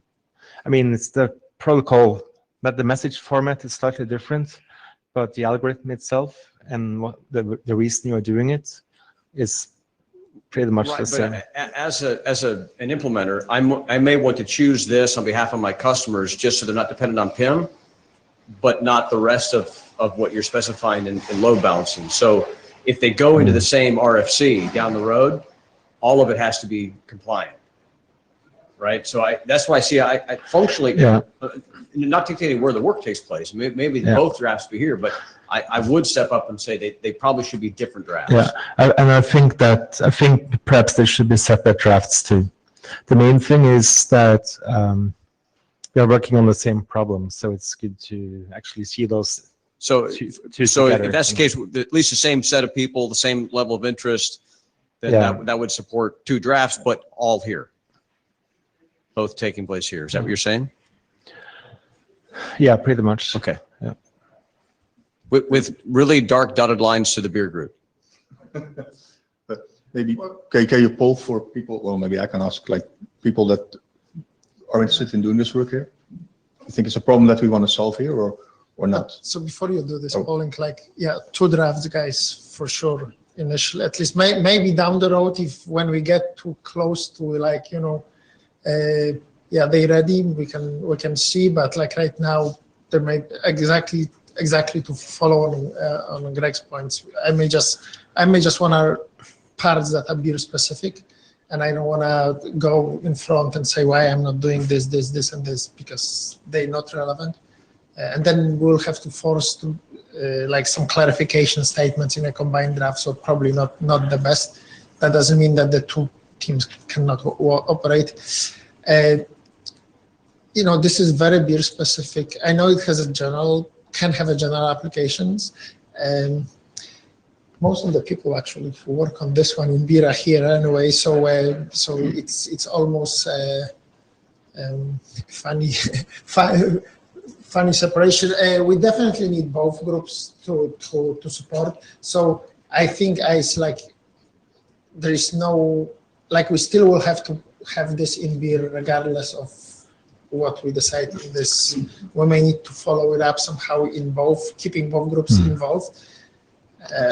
And I would say the main thing is to just make the work happen. And right. It's good if people talk together, but the main thing is to move forward. I would suggest that we are moving forward and we are working together. The ID is ICE's ID. So if you agree to do the work in this group, we're already connected. Yeah, but that's what, the answer to that question comes after my question. Are there people here that think it's interesting, or am I speaking to people that say, we want to stick with beer, we don't care what you do in beer? No. They're wine lovers. I don't know. So what is really, what is really specific to beer here, right? In terms of, let's say, if I wanted to apply this to... Beer is the use case. It's a use case driving this work. That's what it is. Right, but as far as the protocol is concerned, so let's say if we wanted to do this and also run PIM, wouldn't this be kind of like, we give up some of the PIM signaling and just say we have IGMP as the signaling for whatever is behind it, but just for redundant access network? Right? Whether beer or PIM is that a direction this could take, or? It's good, yeah.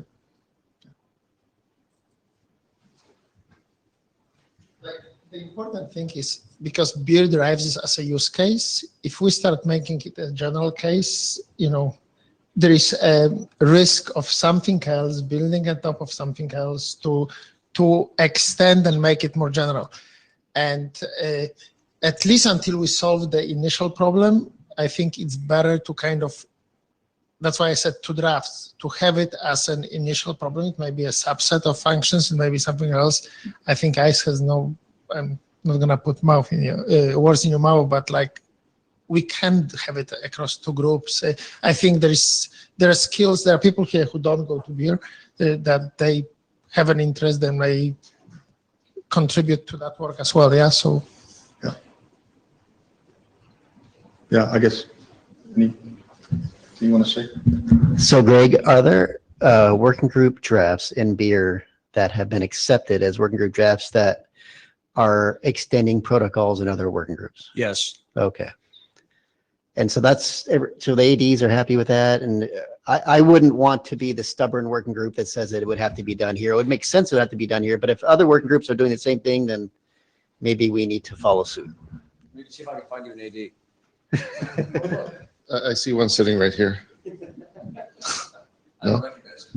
You don't want to come and say something? I'm Albert, I'm the routing AD. As you guys have said, the important thing is for this work to actually happen. If you ask my personal opinion, I think that, yeah, we should run it here. Now, no matter where this work is done, we need the other working group to know what is happening. I walked in the middle of your presentation. From what I saw, yeah, there's some extensions to the protocols that this working group is responsible for. I would rather see it here. Now, this is something that we can figure out, you know, with the chairs and everyone else when we go out. I think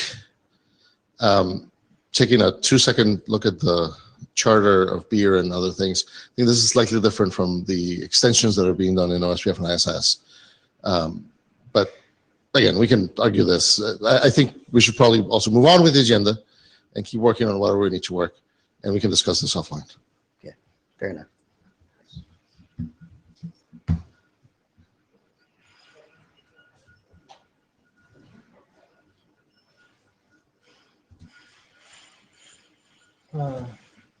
Is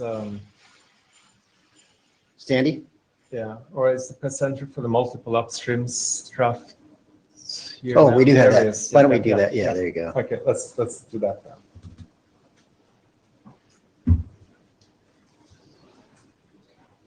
Apologies for the delay. Okay, so, well, the idea is to present the progress of the draft about the requirements for the extension of MLD proxy, IGMP and MLD proxy for supporting multiple upstream interfaces. So as a novelty of this recent version, we have on board 2 new co-authors, Hitoshi and Nikolai. Hitoshi from NECT and Nikolai from Deutsche Telekom. So next slide, please.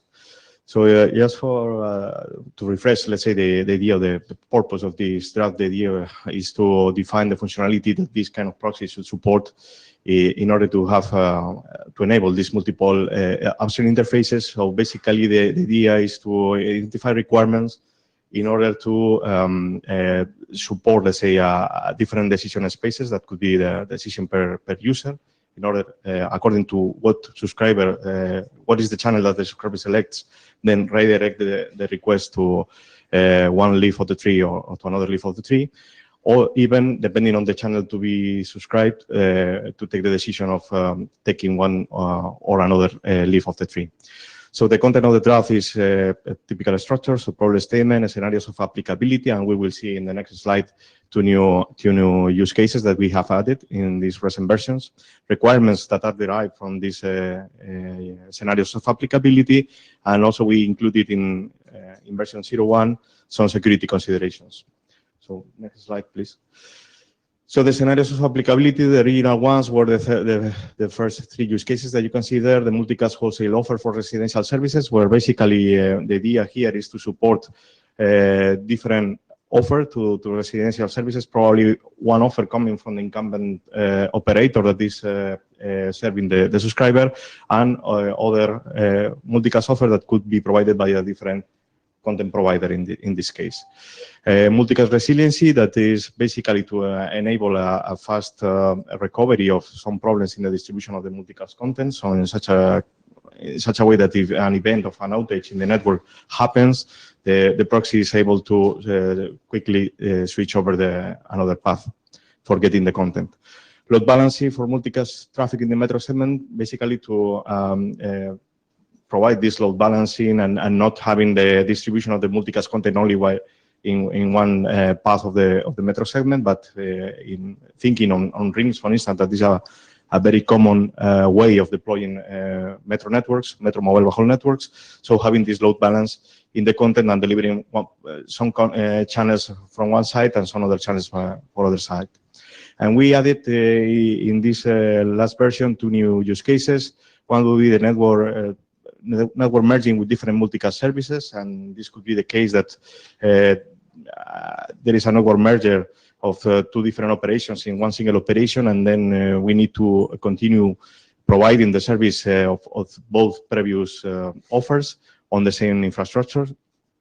And the last use case would be the multicast service migration, where basically this proxy with multiple upstream interfaces would facilitate this migration in a smooth way.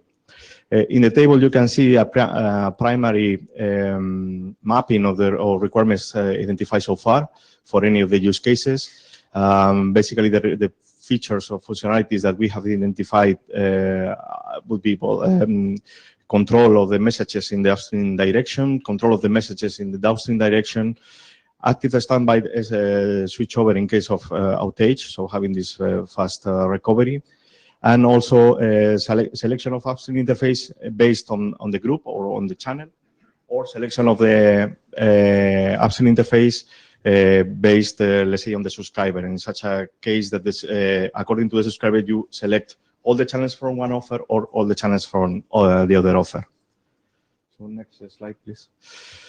So the document history, this document was adopted in the IETF 92. The program was presented before to different working groups. Was originally created, let's say, in multiple working group, but was also presented in PIN and Mboned. So finally was adopted in IETF 92 as a document of the PIN working group. Some initial security considerations were added in version 01 in IETF 94, and now we are presenting this version 03 with the 2 new applicability scenarios that you have seen before. So next steps, here I put in a question mark if we need to add the mobile network scenarios for progressing or not. The initial idea was that to cover fixed and network scenarios, but well, the mobile network scenarios were initially presented in multi-mob working group. Maybe we could leverage on that, or well, we can also add if you think this is the proper way. Also, the idea would be to collect input and comments from the working group on the use cases, the requirements, to identify new use cases if there will be anything else to add. And the idea here would be how to mobilize the PIN working group for doing this. And okay, the goal would be to publish it as information on RFC to work later on the real solution. So this would be the draft for requirements. The next step would be to work in the draft for a solution. So that's all from my side. To the second, I don't see any mentioning of SSM or so, whether it required that this is supported with ASM and or SSM. So I think it would be nice to put in. Yeah, now the objective would be to work in requirements. Probably in the solutions draft could be the time of going into the details. I'm not sure. No, because I think the requirement is whether a service provider is running an IPTV SSM application or a solution, right? So I think from the requirements document, we need to know if SSM and or ASM is supported. Obviously, I think SSM must be supported. I don't care about ASM, so right. So obviously others may. So I think it's part of the requirements. Okay. Okay. So okay, we will look at that. Yeah. And then going along with this, I think the question is a little bit. So you know, we have seen in so many environments that service providers have preferences how to do certain things, like, oh, this must be in BGP and not in PIM, right? So in the case of this environment, what I think would be good, you know, possible requirement to consider is whether, you know, the upstream chosen should be chosen based on the unicast routing protocol or not, right? Because I think that's also exactly something that would impact how we can, you know, do these solutions, right? Is it local policy, or, you know, is it something that where the information which path to use or how to use multiple path exists somehow in the unicast routing protocol, whether that's BGP or IGP, I don't care, but I think that would be good if that could be converted into requirements. I think that, okay, we need Well, to, because effectively PIM does that, right? So PIM does it based on RPF selection. Then there's the crazy thing of, oh, somehow a thing called an RP is relevant for ASM, which we may want to get rid of. I don't know, right? But in the end, I think, you know, a lot of customers would be surprised if this solution end up not being able to take the routing information into account, and I don't see any requirements that say that. I think we need to take a look on that to see how to reconcile that with the idea of selecting also based on the channel be selected, who offers the channel, and also, or even who is the one requesting the channel, and so. Yeah. Okay. Thank you. Yeah, I have a comment too. So, but yeah, I agree. SSM is important because it affects actually how you want to select your upstream, is SSM or not. So for the mobile scenarios, I know that's one of the reasons, or maybe the reason this work started, and I know in multi-mob there's a need, or was a need for this. I guess the main thing is whether the solutions that we will come up with, you know, whether there are requirements in mobile scenarios that will actually, you know, impact the solutions. Because if you want to design a solution based on these requirements, you know, we have to make sure that all the requirements are really there, kind of. Yeah. Right. Yeah, that was the initial idea, to have into account fixed and mobile, to be sure that we consider in a comprehensive way all the requirements. Yeah. So. But I mean, if you think the mobile cases are sort of like a subset or special case of what is already there, maybe it's not needed. But if there are some unique requirements, then maybe they should be mentioned. Okay. But I would like to also see if people in the room are interested in having the mobile cases, so if they think it's useful. Hitoshi? Yeah.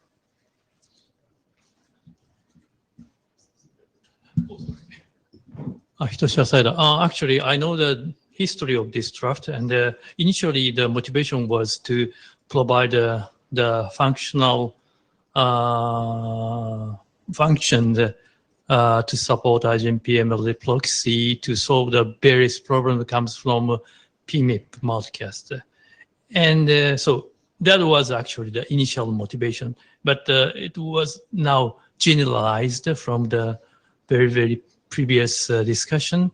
And now we may go back to the original discussion. Okay, so let's again start thinking about our mobility scenario. But actually, we had a long discussion about the PMIP multicast. We don't want to revisit that kind of, maybe we should not revisit that kind of very historical discussion now within this draft, because PMIP multicast rightly addresses several issues with some extensions, and it's already published as a RFC in a different working group. And now we may need to provide such kind of historical discussion and clarify that at some point. But this is again the requirement draft, and we don't need to revisit the lot of discussion, and we don't need to provide a potential solution to address the historical discussion. So how we could give that kind of good balance, it's a little bit difficult discussion, but we also don't know what kind of detailed discussion should be included in this requirement draft. Yeah. No, at least I feel you don't have to, mention every possible use case. Right. It's more, to make sure the requirements are there for any solutions. And it's, at least to me, from what I remember from PMIP, I think it's more or less covered in this draft now. But at least I want you to think about whether you think there's anything unique to mobility that is not addressed at the moment.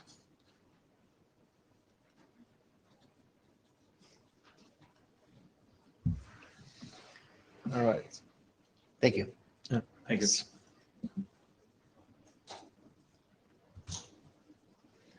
Okay, Sandy. I think we'll start with the DR improvement, right? Let's see. Okay.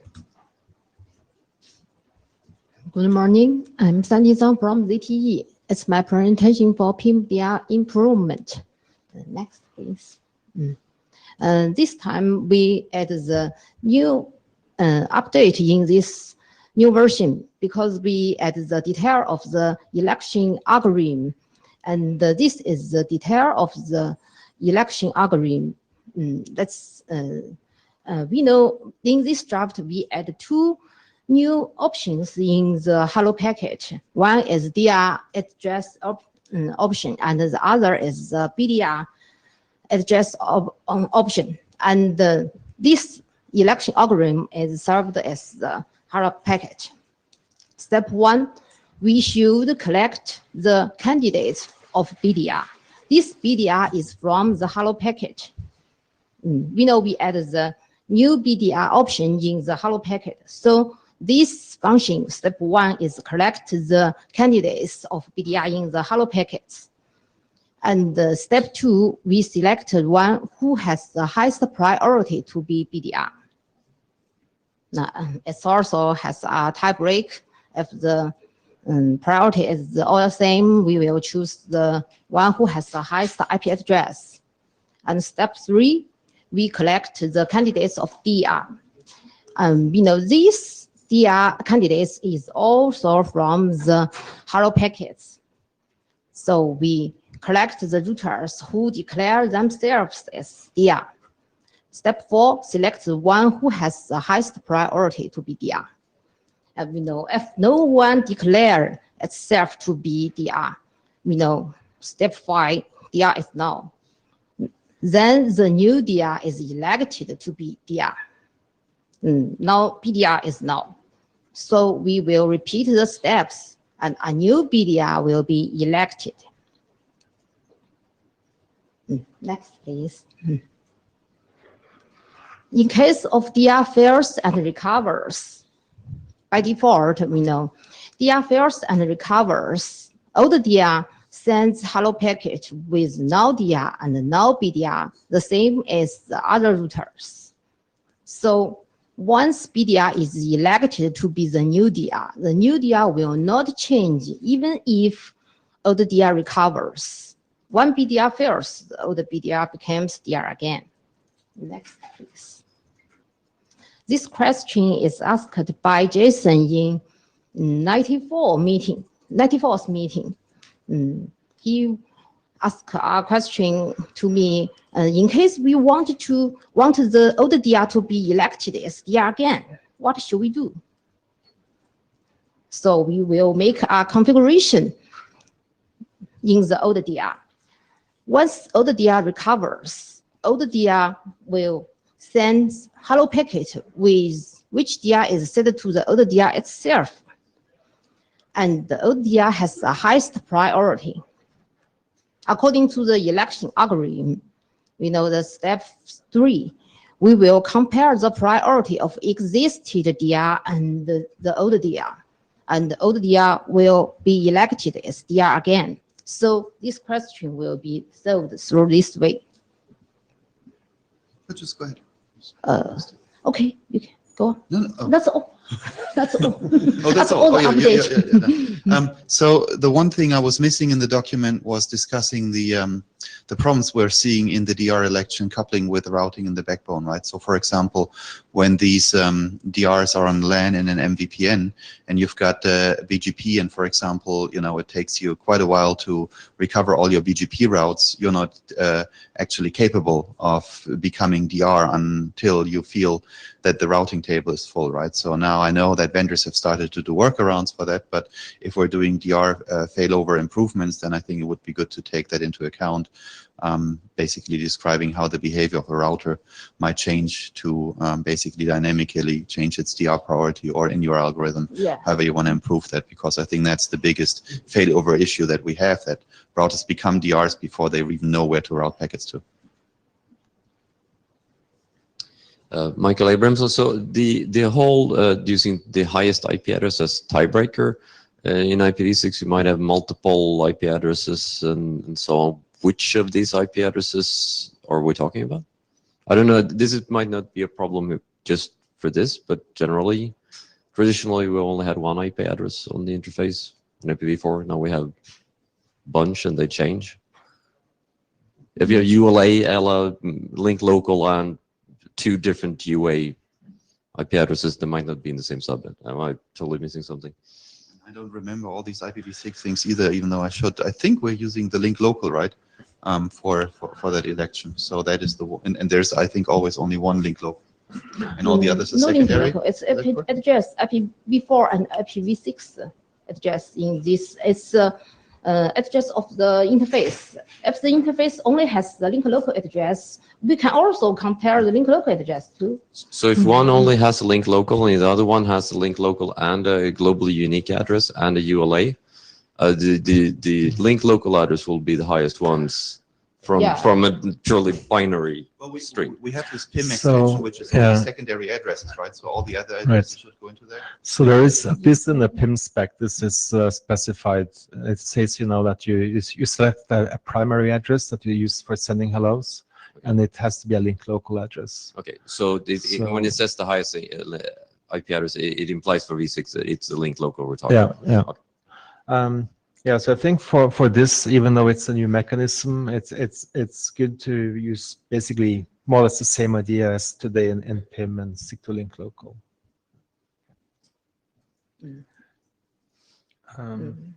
So one question. We're saying if you want the old DR to become the DR again, like on this slide, it is the same algorithm in both cases. The only difference is which one you announce. The previous slide, as I said, the default situation, and this situation will solve the we open. What we want the old DR to be DR again. So the only change is what is in the red here, right? That's the only difference in the two cases. Okay. Okay. Yeah, so I think that was like the main comment got so far on this draft that, that Jason said, no, we should support this case. And yeah, Torles had some good comments here too. But I would like more people to read the draft and see if it, if the algorithm is good, and also if it addresses, different issues we have with your election today. I also think, we should maybe talk to ICE and see if there's some of this stuff applies to his DR or DF election too. Maybe he needs a backup DR or DF, I know. Also, DF need a PDF. Yeah. Okay. Any more comments, questions? But yeah, please read the draft and provide some input. And I know lots of vendors have like various solutions related to this, and I'm sure there must be some interest in finding a good common solution. Okay, so the next draft. Yeah. Let's see.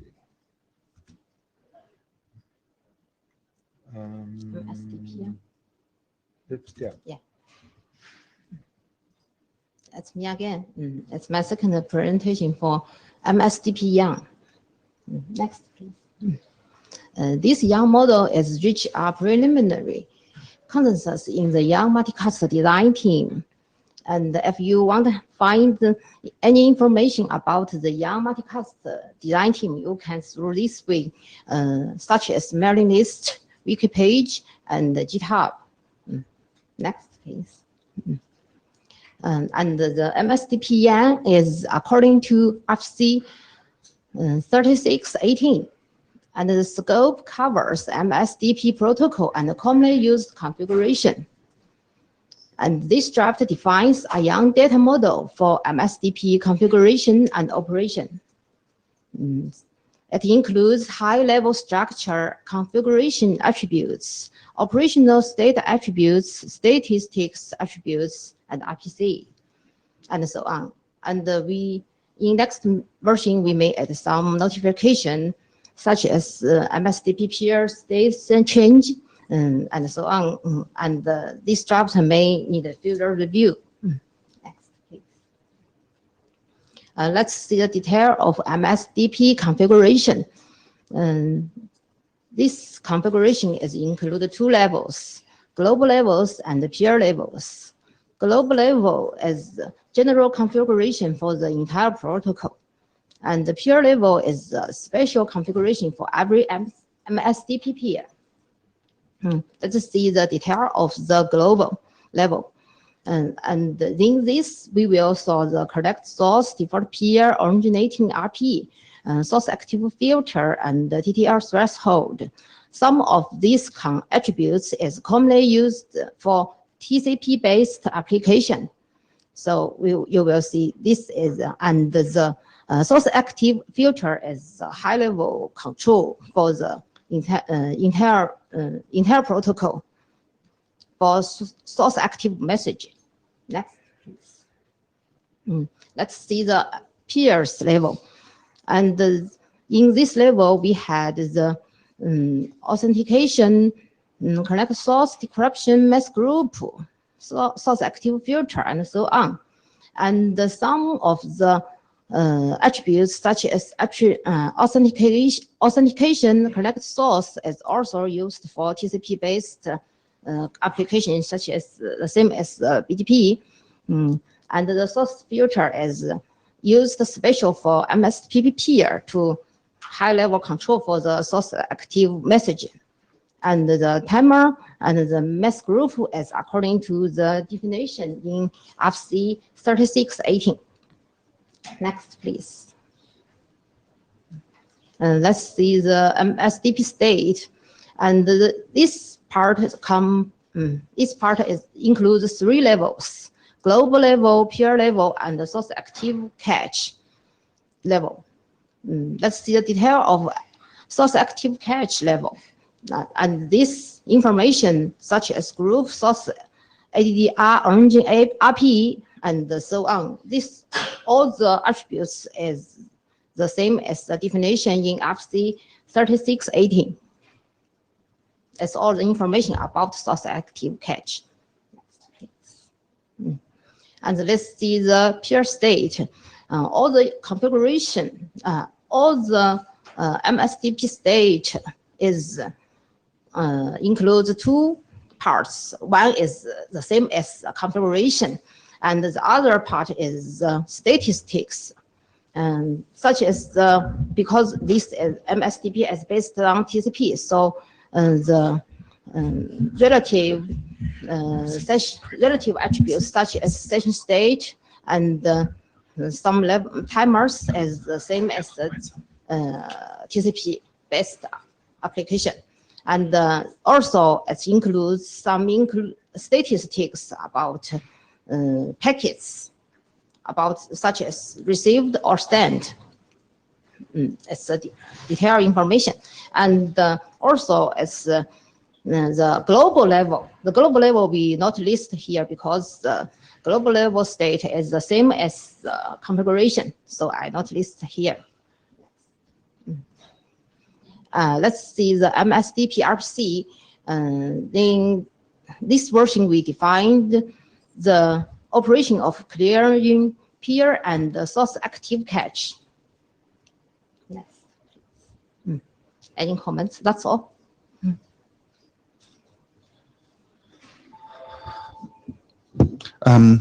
So I see there are a lot of co-authors from the different vendors. What's kind of the scheme by which you folks are trying to poll whether each of the vendors feels that what he needs to be possible to configure on their routers is supported? Because I've seen in the past that Yang models ended up being the lowest common denominator because, you know, some vendor had one feature and the other didn't have it, and no, you can't have that in the Yang model. Or is it rather going to the superset so that basically you can actually on multiple routers configure all the things you want? So where's this going? This is for configuration as for the MSDP protocol control. Yes. So we can deliver this information through netconf or other way to Understand that, but I'm saying that as far as the features that you can configure, how are you talking with the co-authors of the different vendors to figure out if all the features of MSDP of particular vendors are included or not included. So for example, I'm seeing MSDP limits missing, which is something we did after 1997. There were these big attacks against MSDP indirectly in the internet, right, where the MSDP routing table was flooded, and the proper solution at that point in time was limiting the MSDP. So there is no object to configure the limits. You got an answer behind that? Yeah, sure. So currently we do the minimum. So the common minimum feature set all vendors support as the base model. So there are some features, there are multiple vendor support. We put them as a feature, so which means it's optional. The implementation can choose to include that or not include that. And so for some features, only one particular vendor support, and we don't put them into the model. So we leave them at the vendor augmentation. So we think that approach works for you. I mean, the limits was basically something really important to help secure MSDP. I haven't looked what other vendors are doing, but I can't really see how I provide, a secure MSDP deployment without them. Mm-hmm. So if Cisco is the only vendor that implements them and it's not in this Yang model coming out, then no, I wouldn't be happy. Then so if you put in this mandatory Yang model, then which means that you implies every vendor have to implement this feature. Well, I hope there is a way in Yang to expose that you don't support a particular thing, and that basically the model still supports it, right? That's a feature. So No. Yeah, I mean, as a customer buying this kind of equipment, I want to be able to configure all the vendors using only Yang and as little proprietary as possible. And my hope is also that Yang has this problem, that this property that if something is not supported in the standard model, then that's fine. You can deviate or whatever. But the standard model should be the superset and not the lowest common denominator.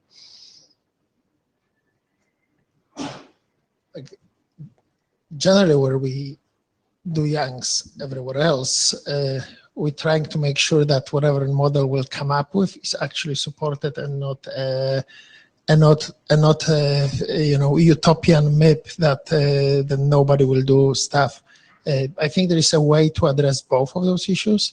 You have to have a model that doesn't violate architecture of at least major vendors, which I think we've been working across quite a few groups to achieve that. And I think once you have that, there is also a way to introduce additional models for various functionalities without creating a controversies against, I have this feature, I have this feature, I have this feature, because then we're gonna be discussing this for like years to come. Yeah. So I think as long as we work together, I think it's and avoid certain statements like, oh, this is better feature, this is not better feature. So we can achieve the model that we all can support.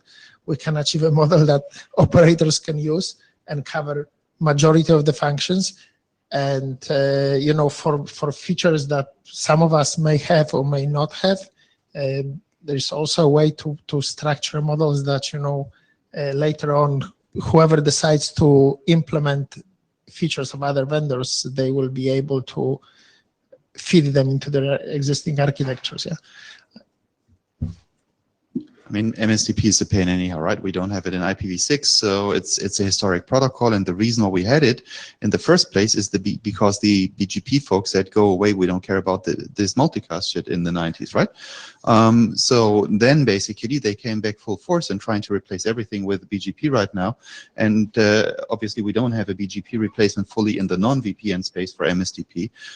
But please go look into BGP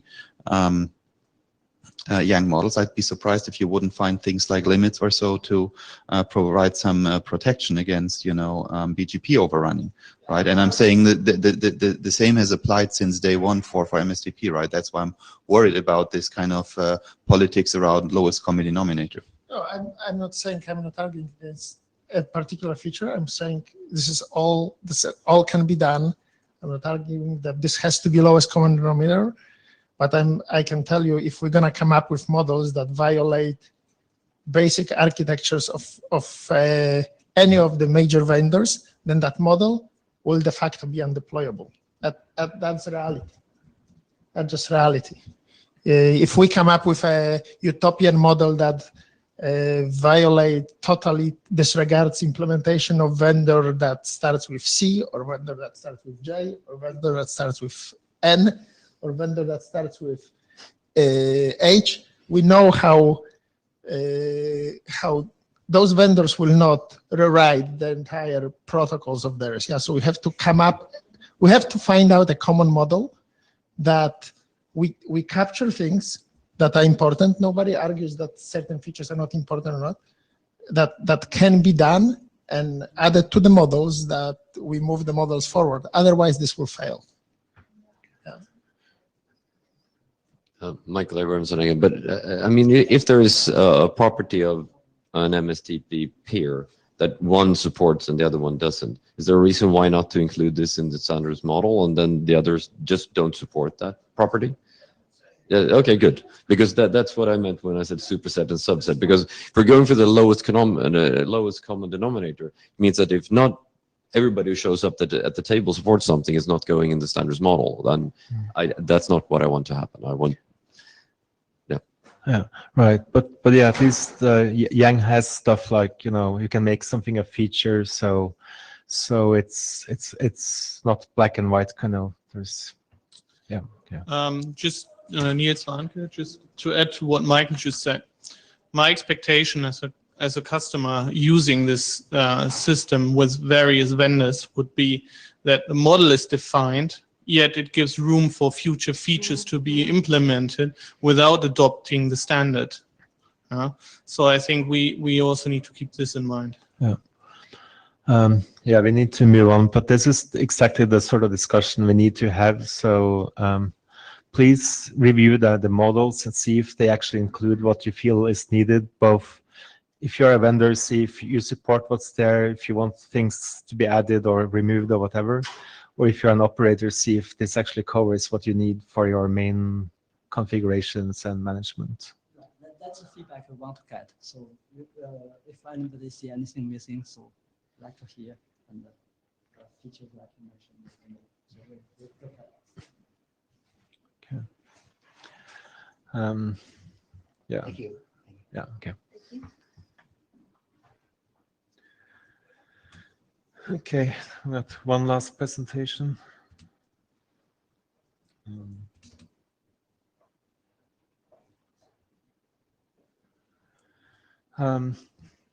So this is about some potential extension to IGPs. So basically, so there's this draft I've been presenting here before, where we're doing like source discovery with some new PIM message type and building shortest path trees without requiring RPs and so on, based on that information. The thing though is, it doesn't really matter that much how you get to know about the sources. There could be lots of different ways of doing that. This is one possibility is what this draft suggests, is to use IGPs for distributing that information. So part of what we want to do is basically try to avoid rendezvous points and shared trees and keep PIM simple as possible. Just use shortest path trees for data packets. But you need to somehow have a way for lots of routers to learn about the sources. And this draft that I've been presenting has one PIM-based mechanism, which is just new message type. But another alternative, which is in this draft, is to use the IGP to distribute the source information. So then we might, of course, wonder, which is the best way to do this? Is it good to do it in PIM? Is it better to rely on an IGP? Or there's various concerns. So one could be security. PIM security is kind of complicated. You need to find a way of deploying IPsec. IGPs have fairly good security mechanisms already, and that could help for this. So one of the concerns about source announcements is that people can inject announcements or forge announcements pretending there's like, tens of thousands of active sources, and both using lots of memory and routers, but also maybe get routers to build shortest path trees towards sources that don't actually exist. And one example might be, like in this case, router E here at the right could forge some packet announcing some sources, and let's see, and get, say, router C to join towards E because it believes there's active sources behind E. And it's kind of natural to use IGPs in a way. They already flood information. If you look at like link state protocols like OSPF or ISIs, you have authentication already. And all you need for PIM is basically to have a way of learning about those sources. And for other protocols like beer or segment routing that you heard earlier today, there's like, it's kind of common to propose announcing receivers in the IGP. What we're talking about here is actually announcing sources in the IGP, which is much less state than the receiver state, I believe. And yeah, there's some TLVs defined here, but that's less important, maybe what they look like right now. But basically, you need some way to announce the specifics S, G. And I think that the main thing I would like to hear is if people have thoughts about whether it's good to do source announcements in PIM versus IGP. Yeah, sorry, it was the same person here. What would make this specific to PIM? So let's say if I don't want to run PIM but beer, would this be equally applicable?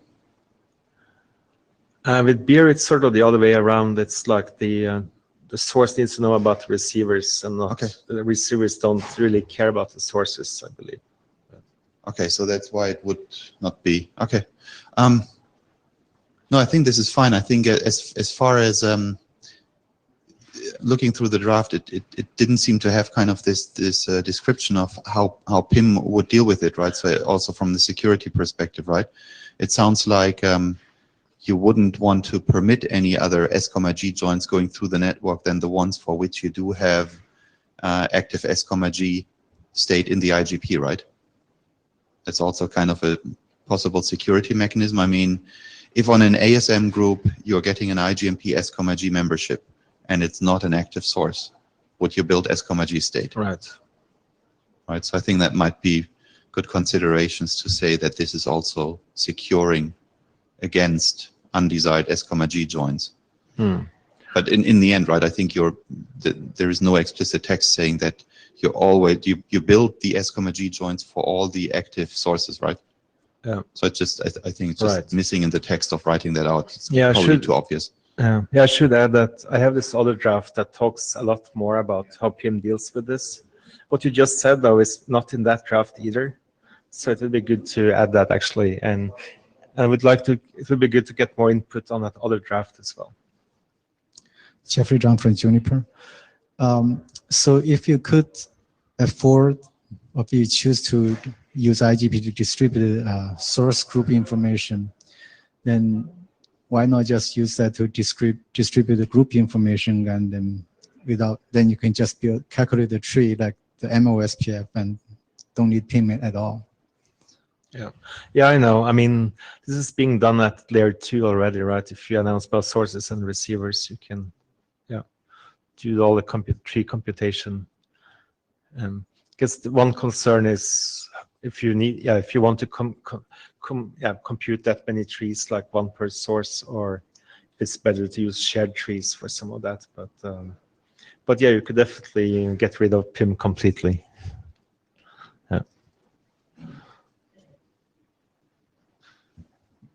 Hitoshi said, I'm not a fan of SAP at all, but why don't you use SAP? I agree that SAP. It's a really bad protocol. Yeah. But you may want to something like rebuild a Yeah. similar protocol. Yeah, I know that. I mean, SAP is a little bit at a different layer, and it contains a lot of other information that we don't care but about. you can exclude But if you don't want. yeah, no, I see what you're saying. I don't like it, but I understand what you mean. No, I mean, yeah, it is not a good protocol. So, but I agree, it solves some of the same purpose. Yeah. Okay, we can think about it. I know you have also. I know you have some ideas for improving SAP, but. Yeah. I mean, I haven't read the prior draft for eternities, right? I mean, that's been around for a long time. But I think the main issue is still that what are we using ASM for, right? Because the challenge that all these approaches have is what do you do with the first packets of bursty sources, right? And the answer is you ignore them. And that is nice if you have, you know, particular type of ASM applications, but what seemingly everybody wants to abuse ASM for source discovery is only bursty sources, right? And so basically those applications wouldn't work at all with this, which you can see as a bad thing or as a good thing, but it should at least be written out explicitly in each of these drafts, right? Yeah, So. it is described there. Anyway. I just got a quick glance through that draft. So sorry for late glance at that draft, but I think you guys want to look at what you're going to be doing to IGPs and convergence and everything with that by adding TLVs. So like there seems to be a trend to put stuff into IGPs, and which, okay, can be done, but multi-instances, all that stuff needs to probably be taken into consideration and added to the draft. So Cisco. So this is an other alternative to the PFP draft that we have for source. Yeah, I mean, it's distribution. basically an alternative way of distributing the source info. Yeah. Okay. And what is the main benefit here? I mean, yeah, I mean that's what I actually would like to hear. What if people have opinions, so whether they think, you know, using the IGP has benefits, or whether it's better to have a more independent, like basically pure PIM solution. Because I think that was one of the reasons to go with the PFP, with the more, you know, PIM intrinsic mechanism to distribute the sources and not use the IGP for this. Yeah.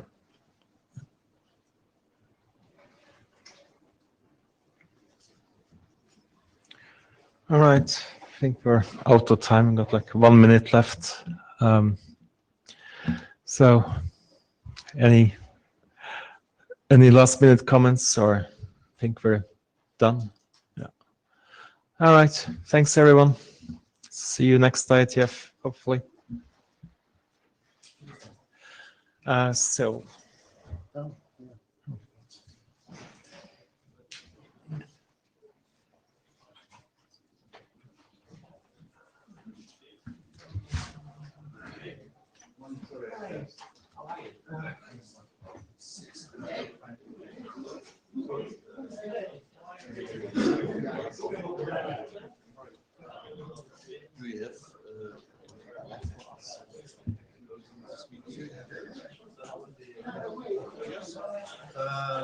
Tomorrow, October,